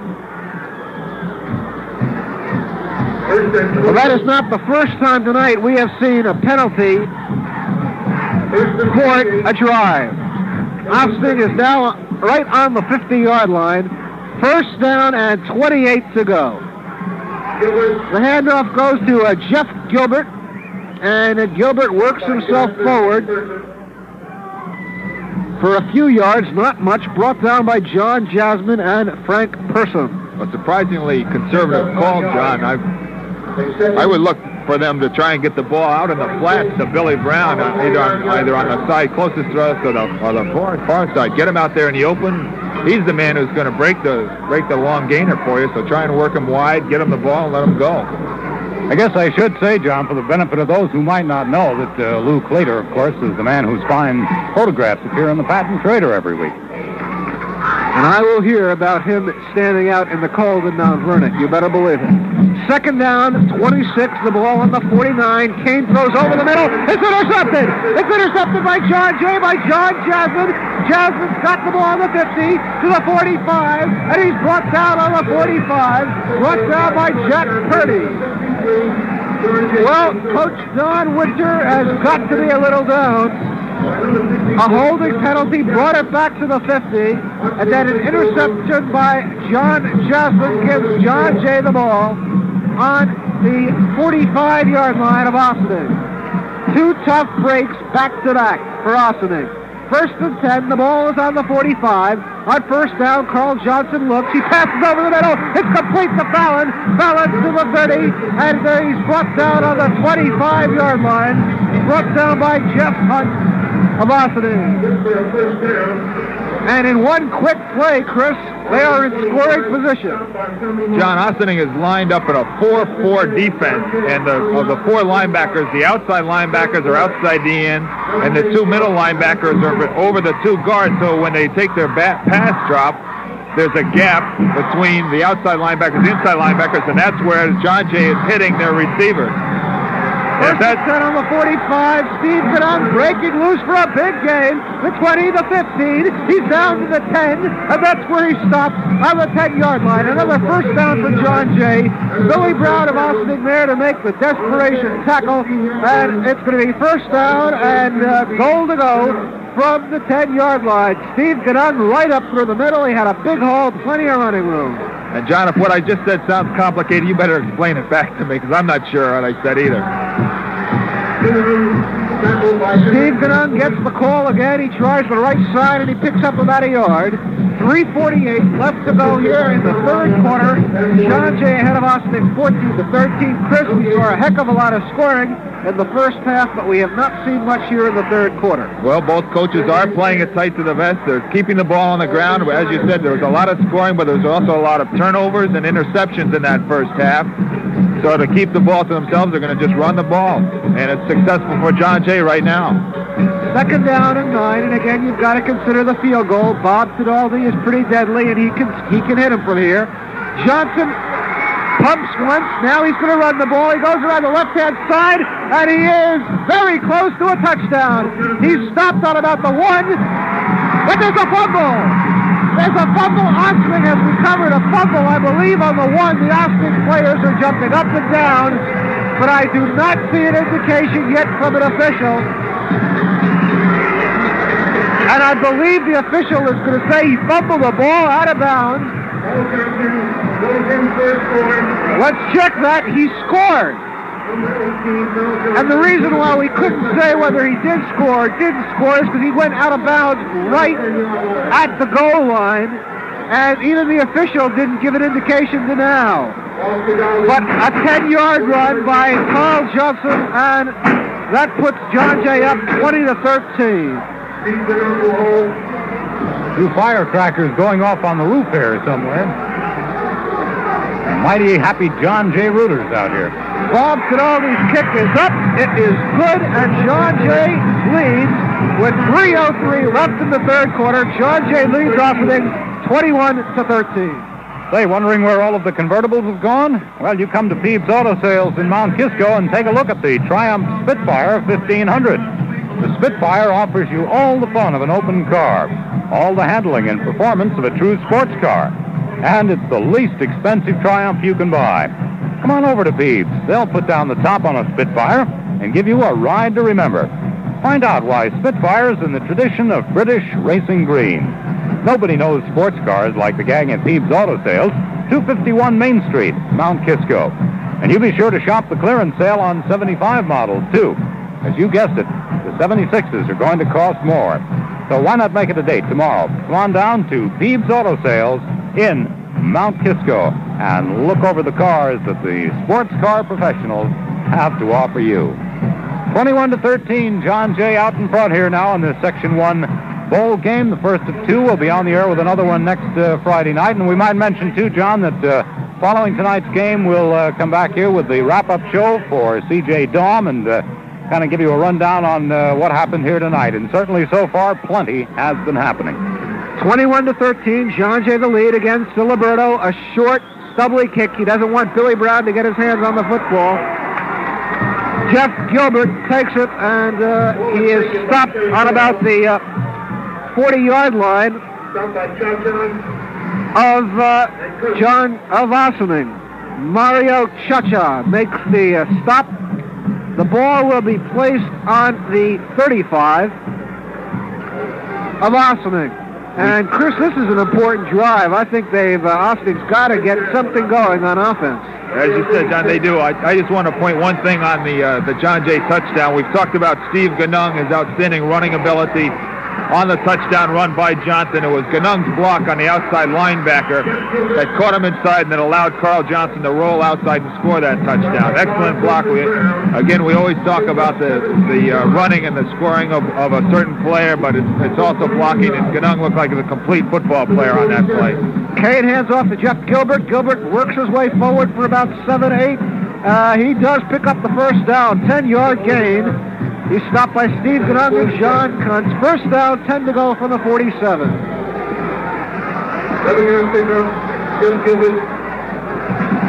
Kane over center, calling the signals. Excuse me, John, as you said, a very important series of downs for Ossining. It's handed off to Mark Emmerich, and Emmerich works his way forward for about 7 yards or so. Brought down on the play by John Jasmine and Victor Cologne. And again, how many times have we said that kid's name? Victor Cologne. He's been there all night. Ossining has come from behind this entire, well, not the entire season, but several games this season. So this position that they're in now is not one that's unfamiliar to them. Good point, Chris. Second down 4 from the 47. It's handed off to running back Jeff Gilbert. Gilbert struggles his way forward, and I believe he did pick up the first down. The ball is going to be placed on about the 44-yard line, 43-yard line. From where I'm sitting here, it looks like it's a first down, but I believe they're bringing in the chains. Ossining right now is just lining up in a very simple power I formation. They're running a fullback trap either to the left or a fullback trap to the right. Whichever side they go, the guard on the opposite side pulls out, makes the block, and the fullback just leads the play right up the middle. Very basic football, taking it straight up the middle. They're successful. They just got the first down. I don't want to tell you how good my eyesight is, but I saw that one. And, John, I've been giving you a hard time the last couple of weeks. What was the Goodman prediction on this game? Goodman prediction. I don't know whether I should bring it up. With John Jay 21, Ossining 16, we are 21-13 right now. Well, we still have a quarter to go. Unfortunately. 1:23 left to go. John Jay ahead of Ossining 21-13. First and 10 from the 43. Kane hands off to the first man through. That's Rick Schwartz, and Schwartz pulls his way forward to the 35-yard line, where he's brought down by Tom Fallon of John Jay and Steve Ganung. Again, a reminder that tomorrow night it will be Croton and Haldane right here, 8 o'clock for the Class C championship. Next Friday night, Pleasantville and Rye for the Class B. That game will be heard right here on VIP. And then a week from tomorrow night, Arlington and Roosevelt in the Class AA championship game. Second and 2 from the 34 of John Jay, Ossining with the football. And we have an offsides call, and I believe that the Ossining man jumped off Jack Purdy. Was he drawn or did he run? No, he came on his own. He came on his own. I think he just had a little excited. He anticipated the count a little bit and just took off on his own. You know, you talk about how penalties could influence the game. Roosevelt beat Scarsdale last week 7-0. The game ended within the 10-yard line. Scarsdale had the ball on the Roosevelt 1, and an offsides penalty brought it back, and that was the ball game. Almost one of the biggest upsets of the season. Second and 7 on the 39-yard line. Kane hands off to his running back, Emmerich. He's got a big hole. He's to the 35, the 30, pulls his way forward for a few more, and he's stopped just short of the 25 by Marty Todd of John Jay, but it's a first down. First and 10 from the 26, and he had plenty of running room, Chris. It seems that Coach Don Winters said, well, the first half, well, let's be fancy, let's be fast, we'll show them our frills. Second half, we're just going to come out and play straight block and tackle, straight up the middle football. And with runners like Gilbert and Emmerich, it's pretty easy to see why he would make that decision. They're just running straight ahead, and they are running hard. that is it. That is the end of the third quarter, and at the end of 3, John Jay leads Ossining 21-13. At A.L. Myers Furniture in Ossining, one of northern Westchester's most beautiful showrooms, you can save from 20 to 50% on a select group of floor samples. Enjoy immediate delivery and get free decorator service. Yes, 20 to 50% off floor samples from Hendredon, Drexel, Heritage, Baker, and Pennsylvania House. From Flair, Seelig, Founders, Thayer, Coggin, and Karastan. A.L. Myers has many other savings in store. So be sure to browse through all the beautiful room settings at A.L. Myers Furniture, located on Route 9 in Ossining. You're listening to the Section 1 Bowl game. John Jay against Ossining from Mount Vernon Memorial Stadium. Brought to you over WVIP-FM by A.L. Myers Furniture, by Peebs Auto Sales, Mavis Fire Supply, and Kellogg's and Lawrence Hardware in Katona. 1st and 10, Ossining has the ball on the John Jay 26-yard line. Greg Kane barking the signals. Hands off to his running back, Mark Emmerich. And Emmerich again has a big hole, bringing the ball up to about the 20-yard line. Mark Emmerich again, going right up the middle for good yards, brought down by Mark Tyler and John Jasmine. 11:40, all that's separating John Jay from its first Section 1 championship win. Again, we mentioned John Jay has been to the well twice before and lost to Sleepy Hollow and Rye. 2nd and 4 on the 20. Kane calls the signals at quarterback. He hands off to his running back, Jeff Gilbert. Gilbert has a big hole, and he brings the ball down to about the 10, and it's another first down. Steve Kadung making the hit for John Jay. John Jay is lined up now in a 4-4 defense with the two middle linebackers. The inside part of the 4 are off the line, so the hole between from the left guard to the center and the right guard, there are just 2 linebackers and are lined up 3 yards back from the line of scrimmage. And right now, Ossining is just running straight at those 2 middle linebackers. A good drive by Ossining, and now it's 1st and goal from the 8. And the handoff is to running back Emmerich. Check back to Schwartz. And check that again, Jeff Gilbert. Got to be somebody out there. 3 of them back there. I finally got the right one, huh? Jeff Gilbert, and that was a good pickup as he picks up 6 yards. He brings the ball down to the 2-yard line. Steve Kadung made the tackle, but Ossining has a 2nd and goal from the 2, and here we go. Ossining knocking on the door. Kane checks out the defense. He hands off to Jeff Gilbert, and Gilbert is in. Jeff Gilbert goes in from 2 yards, and Ossining is back on the board. And this is where things get interesting, John. What do you call? You got to go for the 2 points. What's the play? You've been running the ball up the middle, but 3 yards up the middle is tough to gain. Do you want to run wide? Do you want to throw the ball, or do you want to run it up the middle? That's up to the coach right now, and only Don Winters knows what the call is going to be. Well, it is 21-19, and that kick will be no good. It will put them 1 point back. They've got to go for the 2 to tie. Interesting, if it is a tie, this game, we'll have to get into that. Because if the game should end in a tie, it is not a normal ending. The ball is handed off to Mark Emmerich, and Emmerich does indeed pick it up. John, Mark Emmerich runs it forward, and we have a tie ball game, 21-all. They went with their bread and butter. They went with the play that got them down to the goal line and into the goal. They went with a trap. This time it was to the right, and they handed the ball to Mark Emmerich. Again, straight ahead. 10:26 left to go in the game. The score is all tied, 21-all. And let me remind you again right now about that letter that Kellogg's and Lawrence got from, would you believe, Ebenezer Scrooge. Now, the message concerned Black & Decker's new Mod 4 cordless power tools. And here's what Scrooge said. Bob Cratchit didn't save, neither did Tiny Tim. But you can be sure I'll save hours and hours of energy with the Black & Decker Mod 4 cordless power tools. Now, of course, he was referring to that interchangeable energy pack that provides the power for a whole line of Mod 4 power tools. Grass shears, upright grass shears, shrub trimmers, quarter-inch drill, and lanterns. So why not take Ebenezer's advice and put Black & Decker Mod 4 on your Christmas list. You can see the complete line now at Kellogg's in Lawrence, octogenarians of the hardware business, the Parkway in Katona. Ken Buck kicks it off, and Fallon returns it to about the 25-yard line. I mentioned we're tied 21 all. Here's what happens if we're tied. They go out, they flip a coin. The winner of the coin flip gets the ball on the 10-yard line. They get 4 cracks at scoring.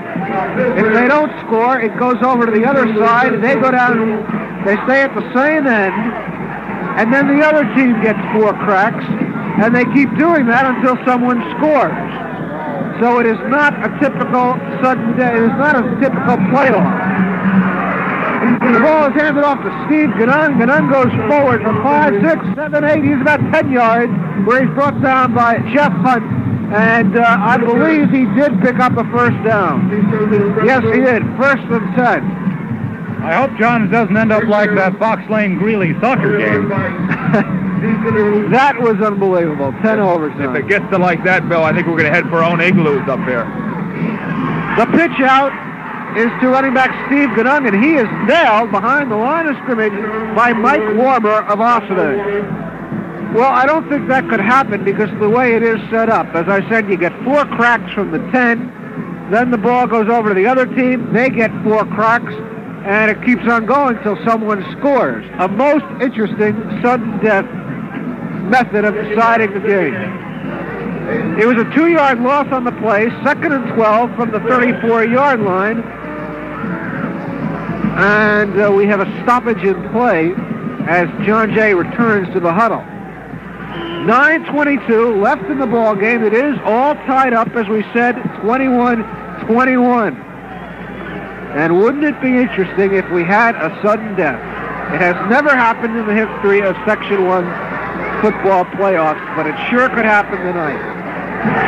Carl Johnson flips it over the middle to Tom Fallon, and Fallon brings it in. He's stopped at about the 42-yard line, and he's stopped by Tom Martin. Again, John, that pass was in that gap between the, see if I can explain that, between the inside linebacker and the outside linebacker. They call it a seam in the zone defense. I'm calling it a gap, and it's just a simple look-in pattern, and he's getting rid of the ball quick enough before either one of the linebackers can cover him. 3rd and 4. Carl Johnson hands off to John Brown. He picks up the first down and more as he stopped on about the 48-yard line, and stopped he is by Jeff Gilbert and Tom Martin of Ossining. 1st and 10 for John Jay. And I guess the only people who are not cold tonight are the players. It is a chilly night. Ossining's defense is starting to get fired up. He made the first down that time, but he paid the price because he was hit by 6 men.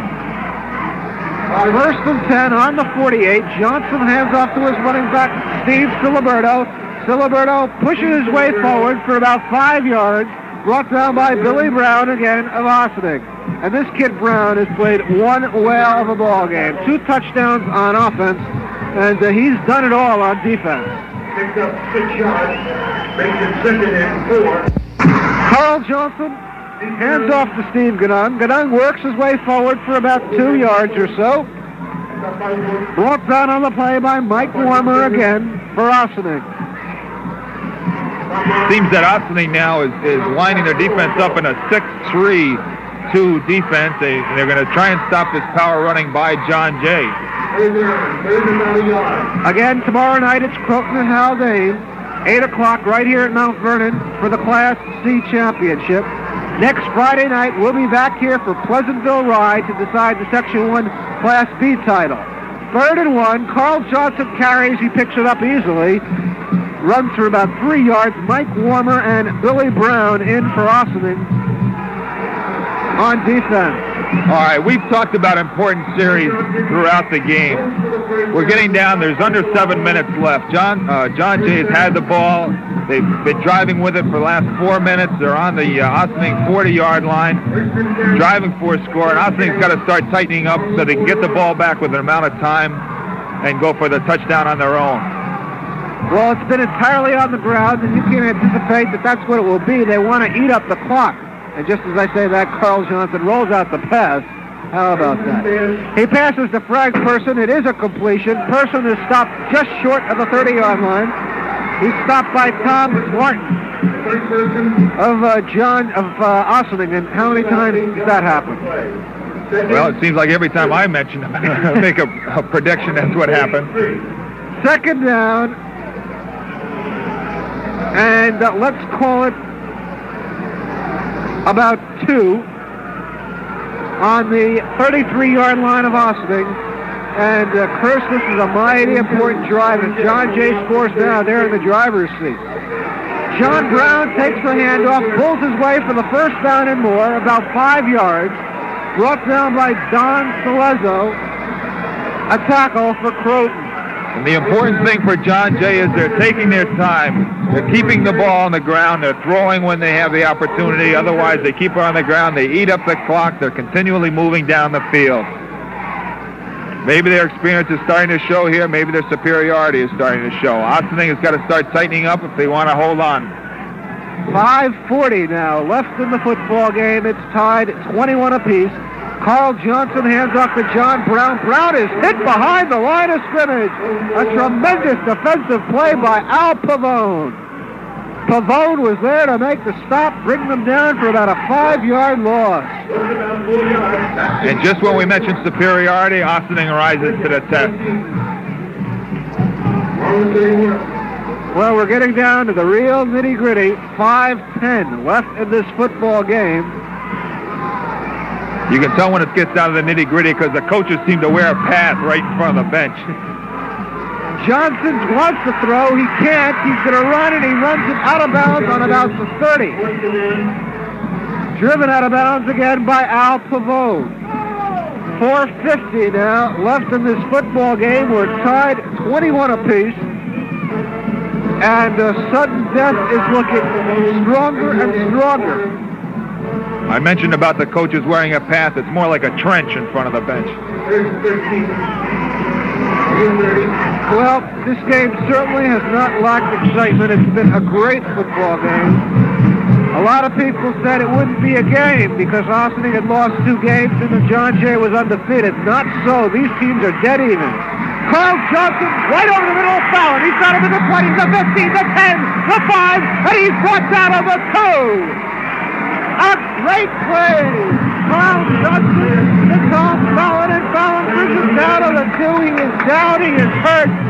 But John Jay is going to have a first and goal from the 2. Jeff Gilbert and Billy Brown prevented the touchdown. Fallon ran a simple delay pattern that time.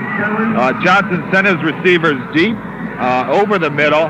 Fallon stayed at the line of scrimmage, delayed for a second, and then cut on a short pattern over the middle. Johnson just dumped him the ball over the middle. There was nobody there. He seems to be down. He started to stumble as he was running. I'm hoping it's not a muscle pull. Maybe he just got the wind knocked out of him on the tackle, but a good play call by Johnson, a good catch by Fallon, and a good run after the catch. 4:37 left to go. We'll be back in 1 minute. You know, you can save big right now on famous Firestone Town & Country Snowbiters at Mavis Tire Supply. Save up to $43 per pair off the 1974 winter tire prices, depending on size and type of tire. All Mavis stores have your Snowbiters in belted, bias ply, or radial construction, even retreads. Snowbiters for big cars, small cars, in-between cars. Extra wheels in stock, and studdings available, too. No trade-in needed.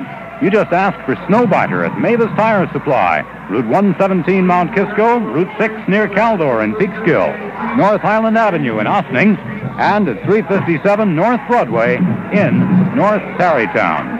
First down, goal to go on the 2, and again, Carl Johnson, you can anticipate, is going to hold on to the ball. But he doesn't. He hands it off to Brown. Brown is in. Touchdown!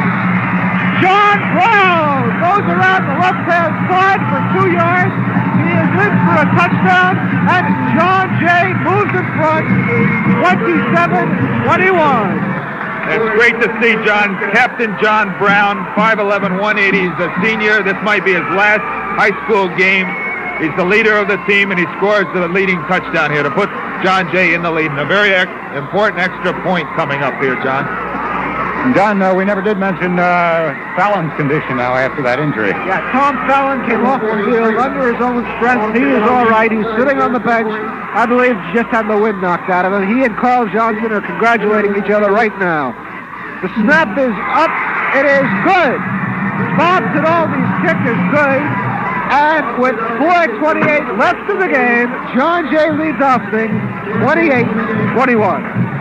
Say, if I say sports car and you answer Ferrari, you've got class. But Thebes Auto Sales says if you think MG Midget, then you've got sense. Midget, the people's Ferrari.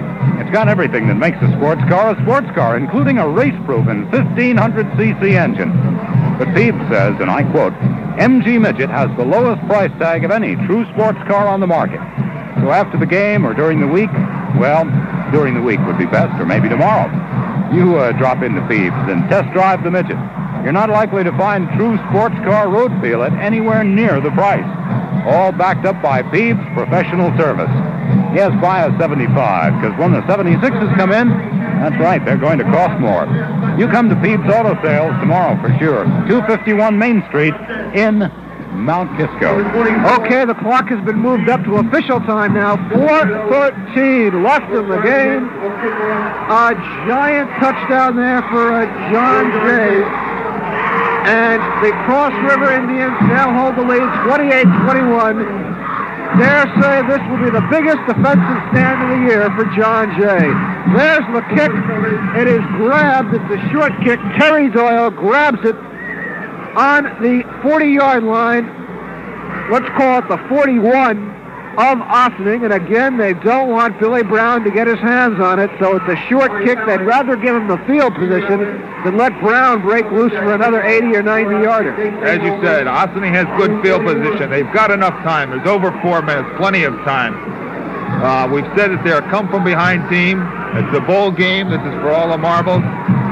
This should be their bread and butter. 1st and 10 on the 41, and this is it, folks, right here, this defensive stand.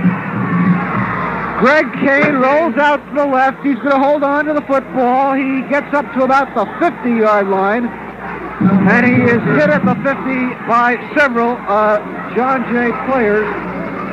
4-minute warning. And then we have now been given the 4-minute warning. 4-minute warning. Second down, 8 to go.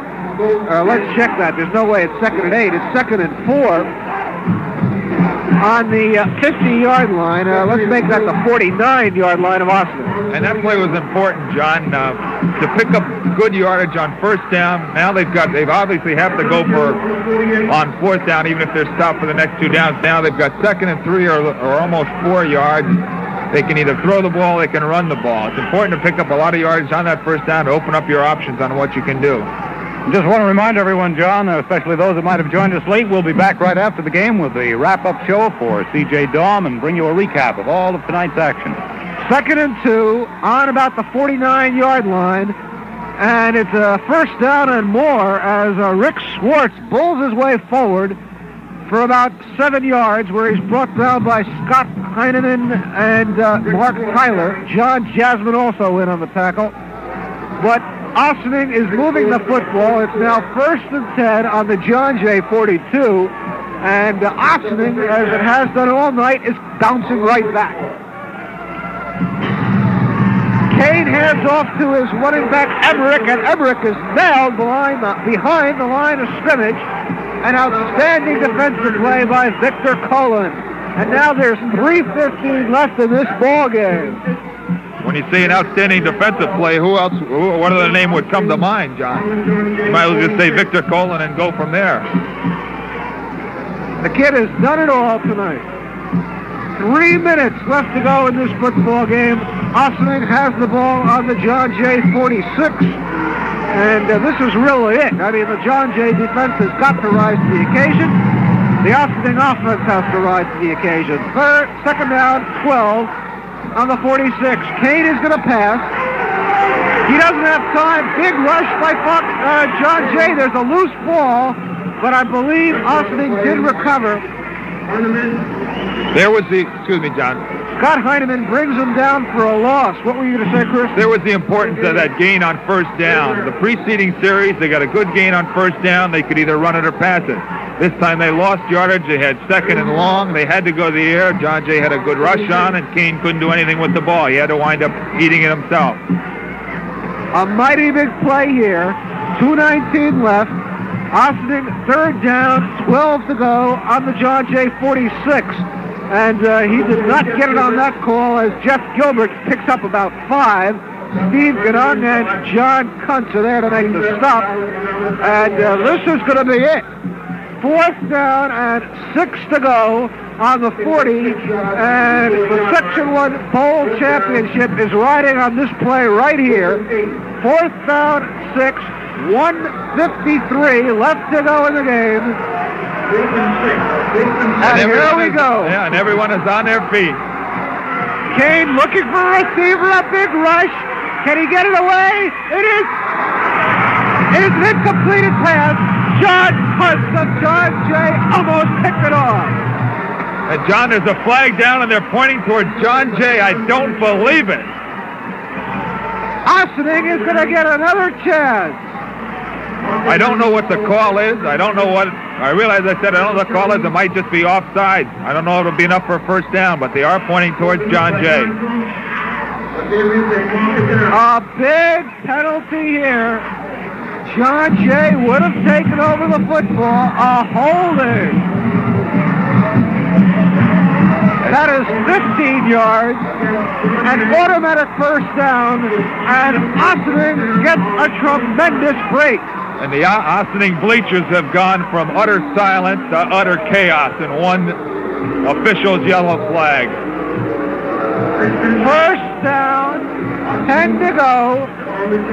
Ossining has the ball on the John Jay 25, and that holding penalty was a big call. Greg Kane over center for Ossining. He has led this comeback. Jeff Gilbert pulls his way forward for about 3 yards. Scott Heineman makes the tackle. And holy cow, what a time for a holding penalty. John Jay would have taken over, could have run out the clock. I don't know, excuse me, John, I don't know about anybody else, but I know my palms are sweating. I'll tell you, I would not want to be the guy who was holding on that play. Well, I can tell you who it is. He'll be the first guy to the film tonight. Unlike the pros, they did not say who the infraction was against. So I can't tell you.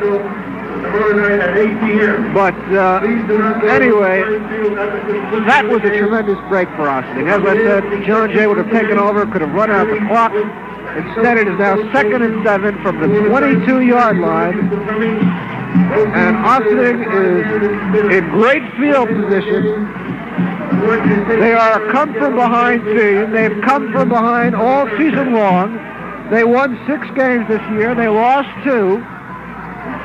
The 2 games they lost, they came from behind and almost won.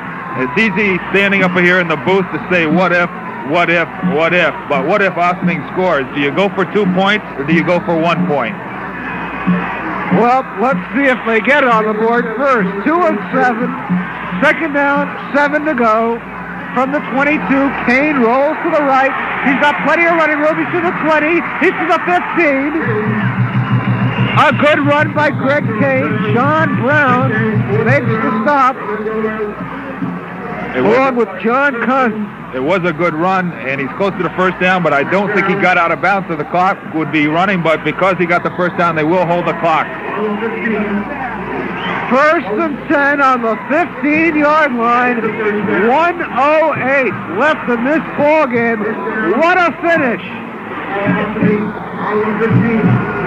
John Jay ahead of Ossining, 28-21, but Ossining is driving for a score.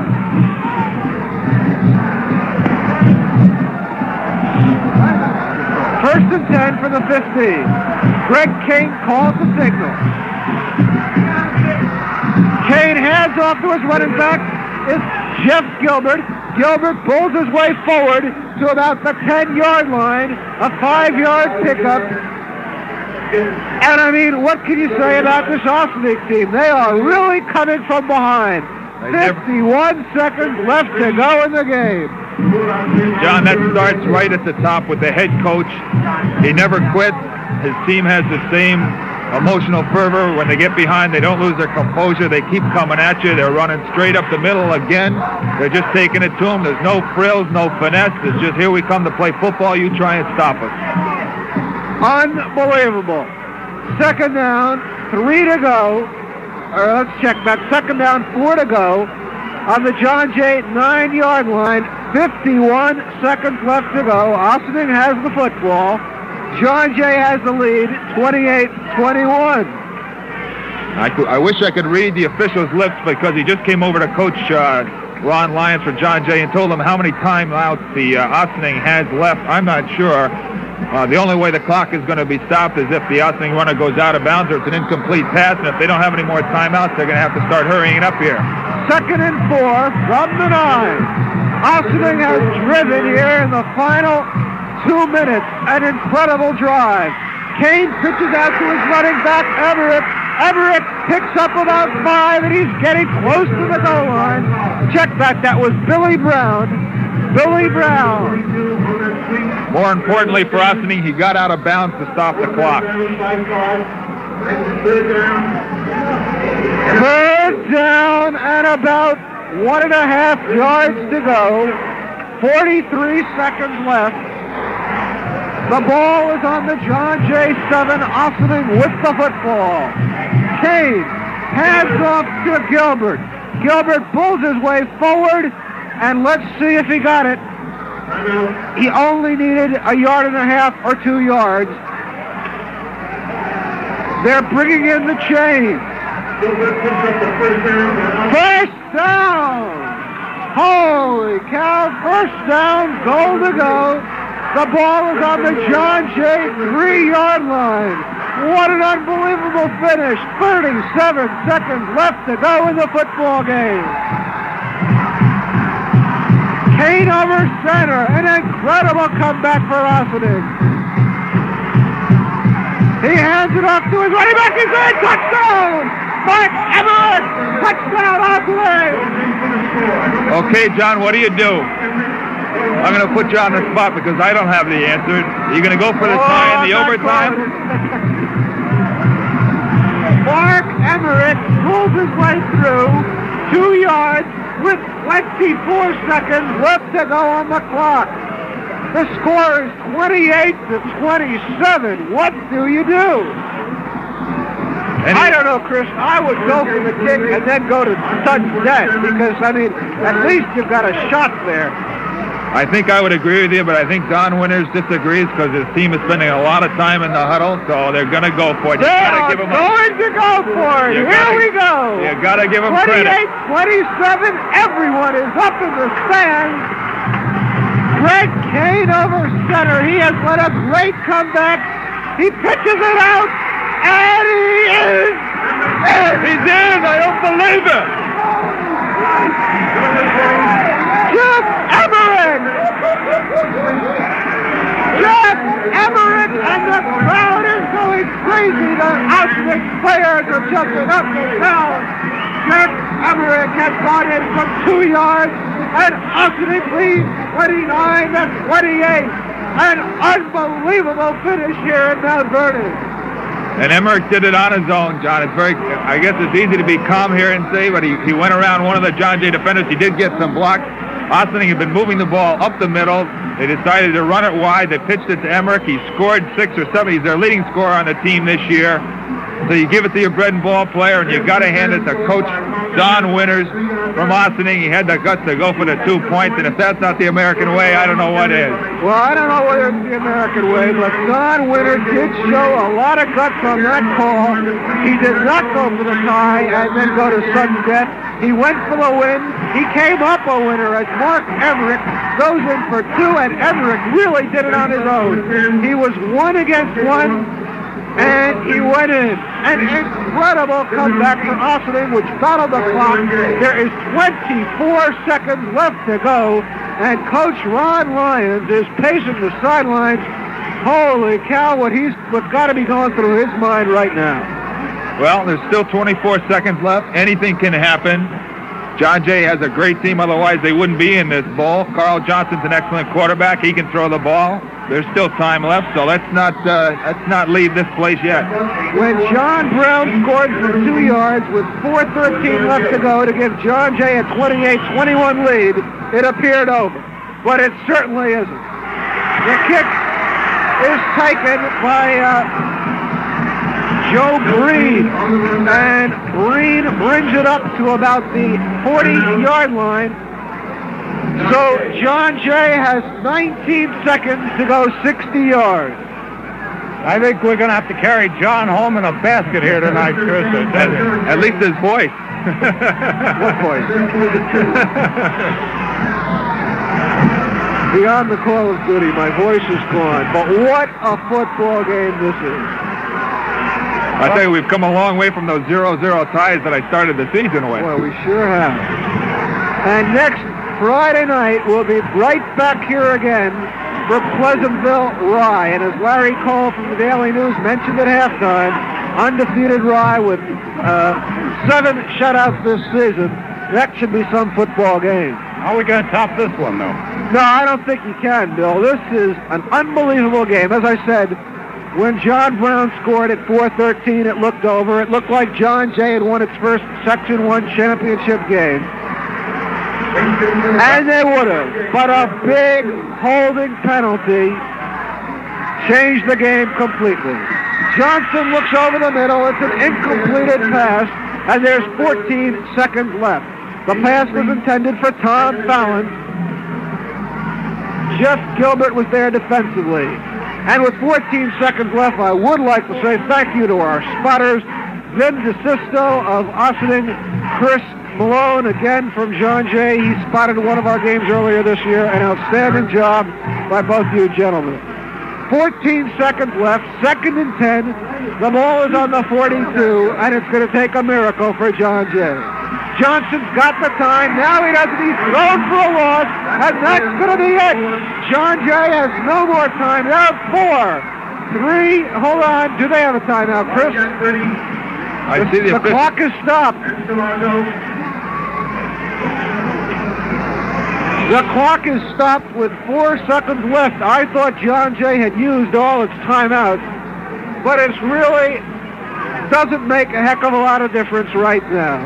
4 seconds left. Ossining ahead of John Jay, 29-28. Ossining winning the ball game in the final 24 seconds, capping an incredible drive with under 4 minutes left to go in the game. You know, John, there's a winner in this game, or I guess there's a winner and a loser in every game, but you come out here and you do the best you can, and John Jay has done the best they can. They came up a point short, but you can't fault either one of the athletes on either team. They played a heck of a game. It was an exciting game, and they gave it all they could all the way to the end. The last play of the game, a razzle-dazzle play, and it is intercepted, and that is it. It is all over. It is all over. Ossining has scored an unbelievable come-from-behind victory, 29-28. Well, they asked the crowd not to come out on the field, John, but that was like trying to hold back the ocean. They're all out there just mobbing the Ossining players. And we ask you to stand by because we're going to be coming back here in just a few moments to bring you a wrap-up and a recap of today's game. But right now we'd like to tell you that our VIP Bowl game was brought to you this evening by Peeves Auto Sales, 251 Main Street in Mount Kisco, by Mavis Tire Supply, Route 117, Mount Kisco, and Route 6 in Peekskill, by A.L. Myers Furniture, Route 9, Ossining, by Kellogg's and Lawrence Hardware, the Parkway in Katona. And stand by now for the C.J. Daum wrap-up show coming your way in just 1 minute.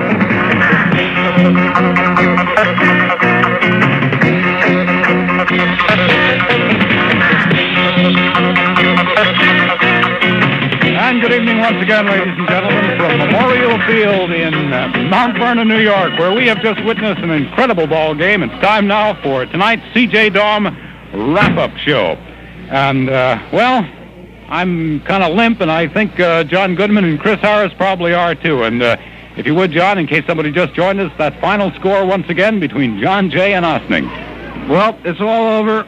Ossining wins it 29-28. Just an incredible football game. Ossining, a team that came from behind all season long, did it again tonight. And, I'm glad we have that minute in between the show because I have caught my breath and I think I can recover long enough to tell you what happened here tonight.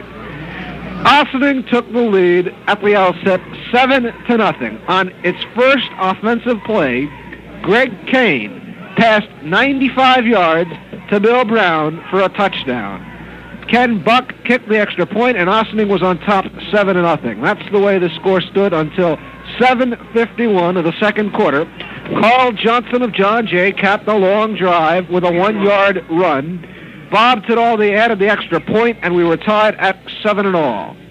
On the John Jay kickoff, Bill Brown, who, as we said earlier, took that pass 95 yards for Ossining's first score, ran 80 yards on the kickoff return, and to put Ossining ahead 13-7. Ossining tried a fake kick. The pass was incomplete, and that's the way the score stood, 13-7. John Jay came right back, 5:26 left in the second quarter. Carl Johnson again for 1 yard, his second touchdown. Bob Tidaldi added the extra point. That put John Jay in front, 14-13. That's the way we were at halftime. In the third quarter, at 3:03, Carl Johnson picked up his third touchdown for John Jay, this time from 10 yards. Bob Tidaldi added the extra point. John Jay led 21-13. At that point, the Goodman prediction of 21-13, John Jay looked awfully good, but the game was far from over. In the fourth quarter, Jeff Gilbert went 2 yards for Ossining. Then Mark Emmerich ran the 2-point conversion, and we had a tie football game, 21-21. For a while there, it appeared that we would have a sudden death. It was 21-all, but John Jay drove the ball upfield, about a 65-yard drive. John Brown capping that drive with a 2-yard run. The big play in that drive was a pass from Carl Johnson to Tom Fallon, which put it on the 2-yard line. Then Brown went in from the 2. Bob Tidaldi added the point after with a kick, and it was 28-21, John Jay with 4:13 left to go in the game. At that point, it looked like it was John Jay's game. John Jay had been to the well 2 other times in Section 1 competition, had lost to Sleepy Hollow and Rye, and Coach Ron Lyons and his John Jay team looked like they were going to win a Section 1 title. But Ossining, a team that has come from behind all season long, was not to be denied, and they were far from through.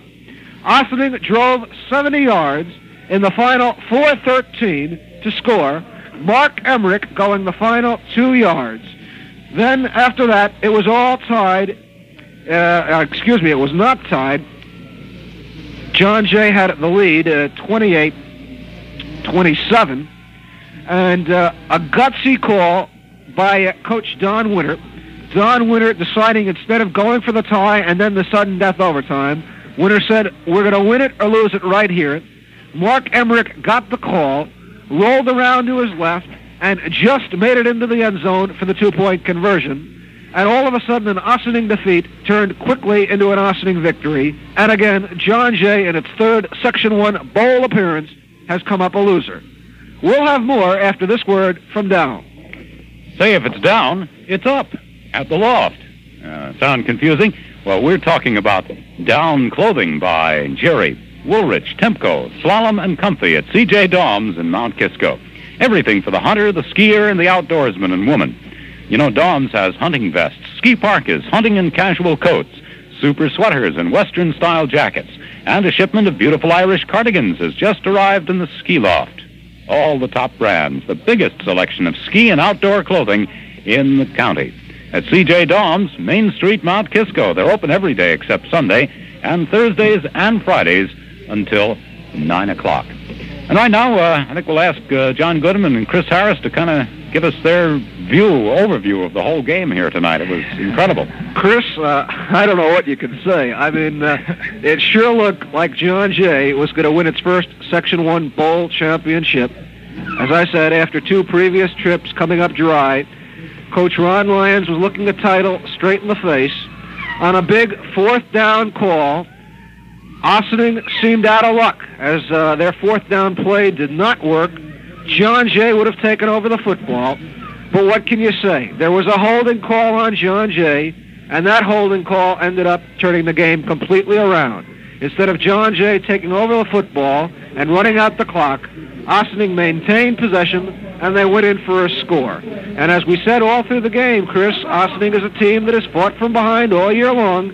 They did it again tonight. Yeah, and they never lost their composure, John. You said it was going to take you a minute to wind down after the game. It's going to take me more than a minute for this guy to wind down. It was just a heck of a game. You could single out players from both teams. It's easy to see why both of them were in this bowl game. Guys like Victor Colin and Steve Ganung, Carl Johnson, John Brown, Tom Fallon for John Jay, and many other players on a John Jay team for Ossining, Jeff Gilbert, Mark Emmerich, Billy Brown with the 2 big touchdown runs, Greg Kane, the entire offensive line for Ossining. They were the ones that kept blowing the John Jay defense out, especially in the last desperation drive.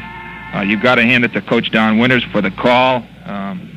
Just a great game, John. I don't know how we're going to surpass this game next weekend with the... Well, next week we do have Pleasantville and Rye at the same time next Friday at 8 o'clock.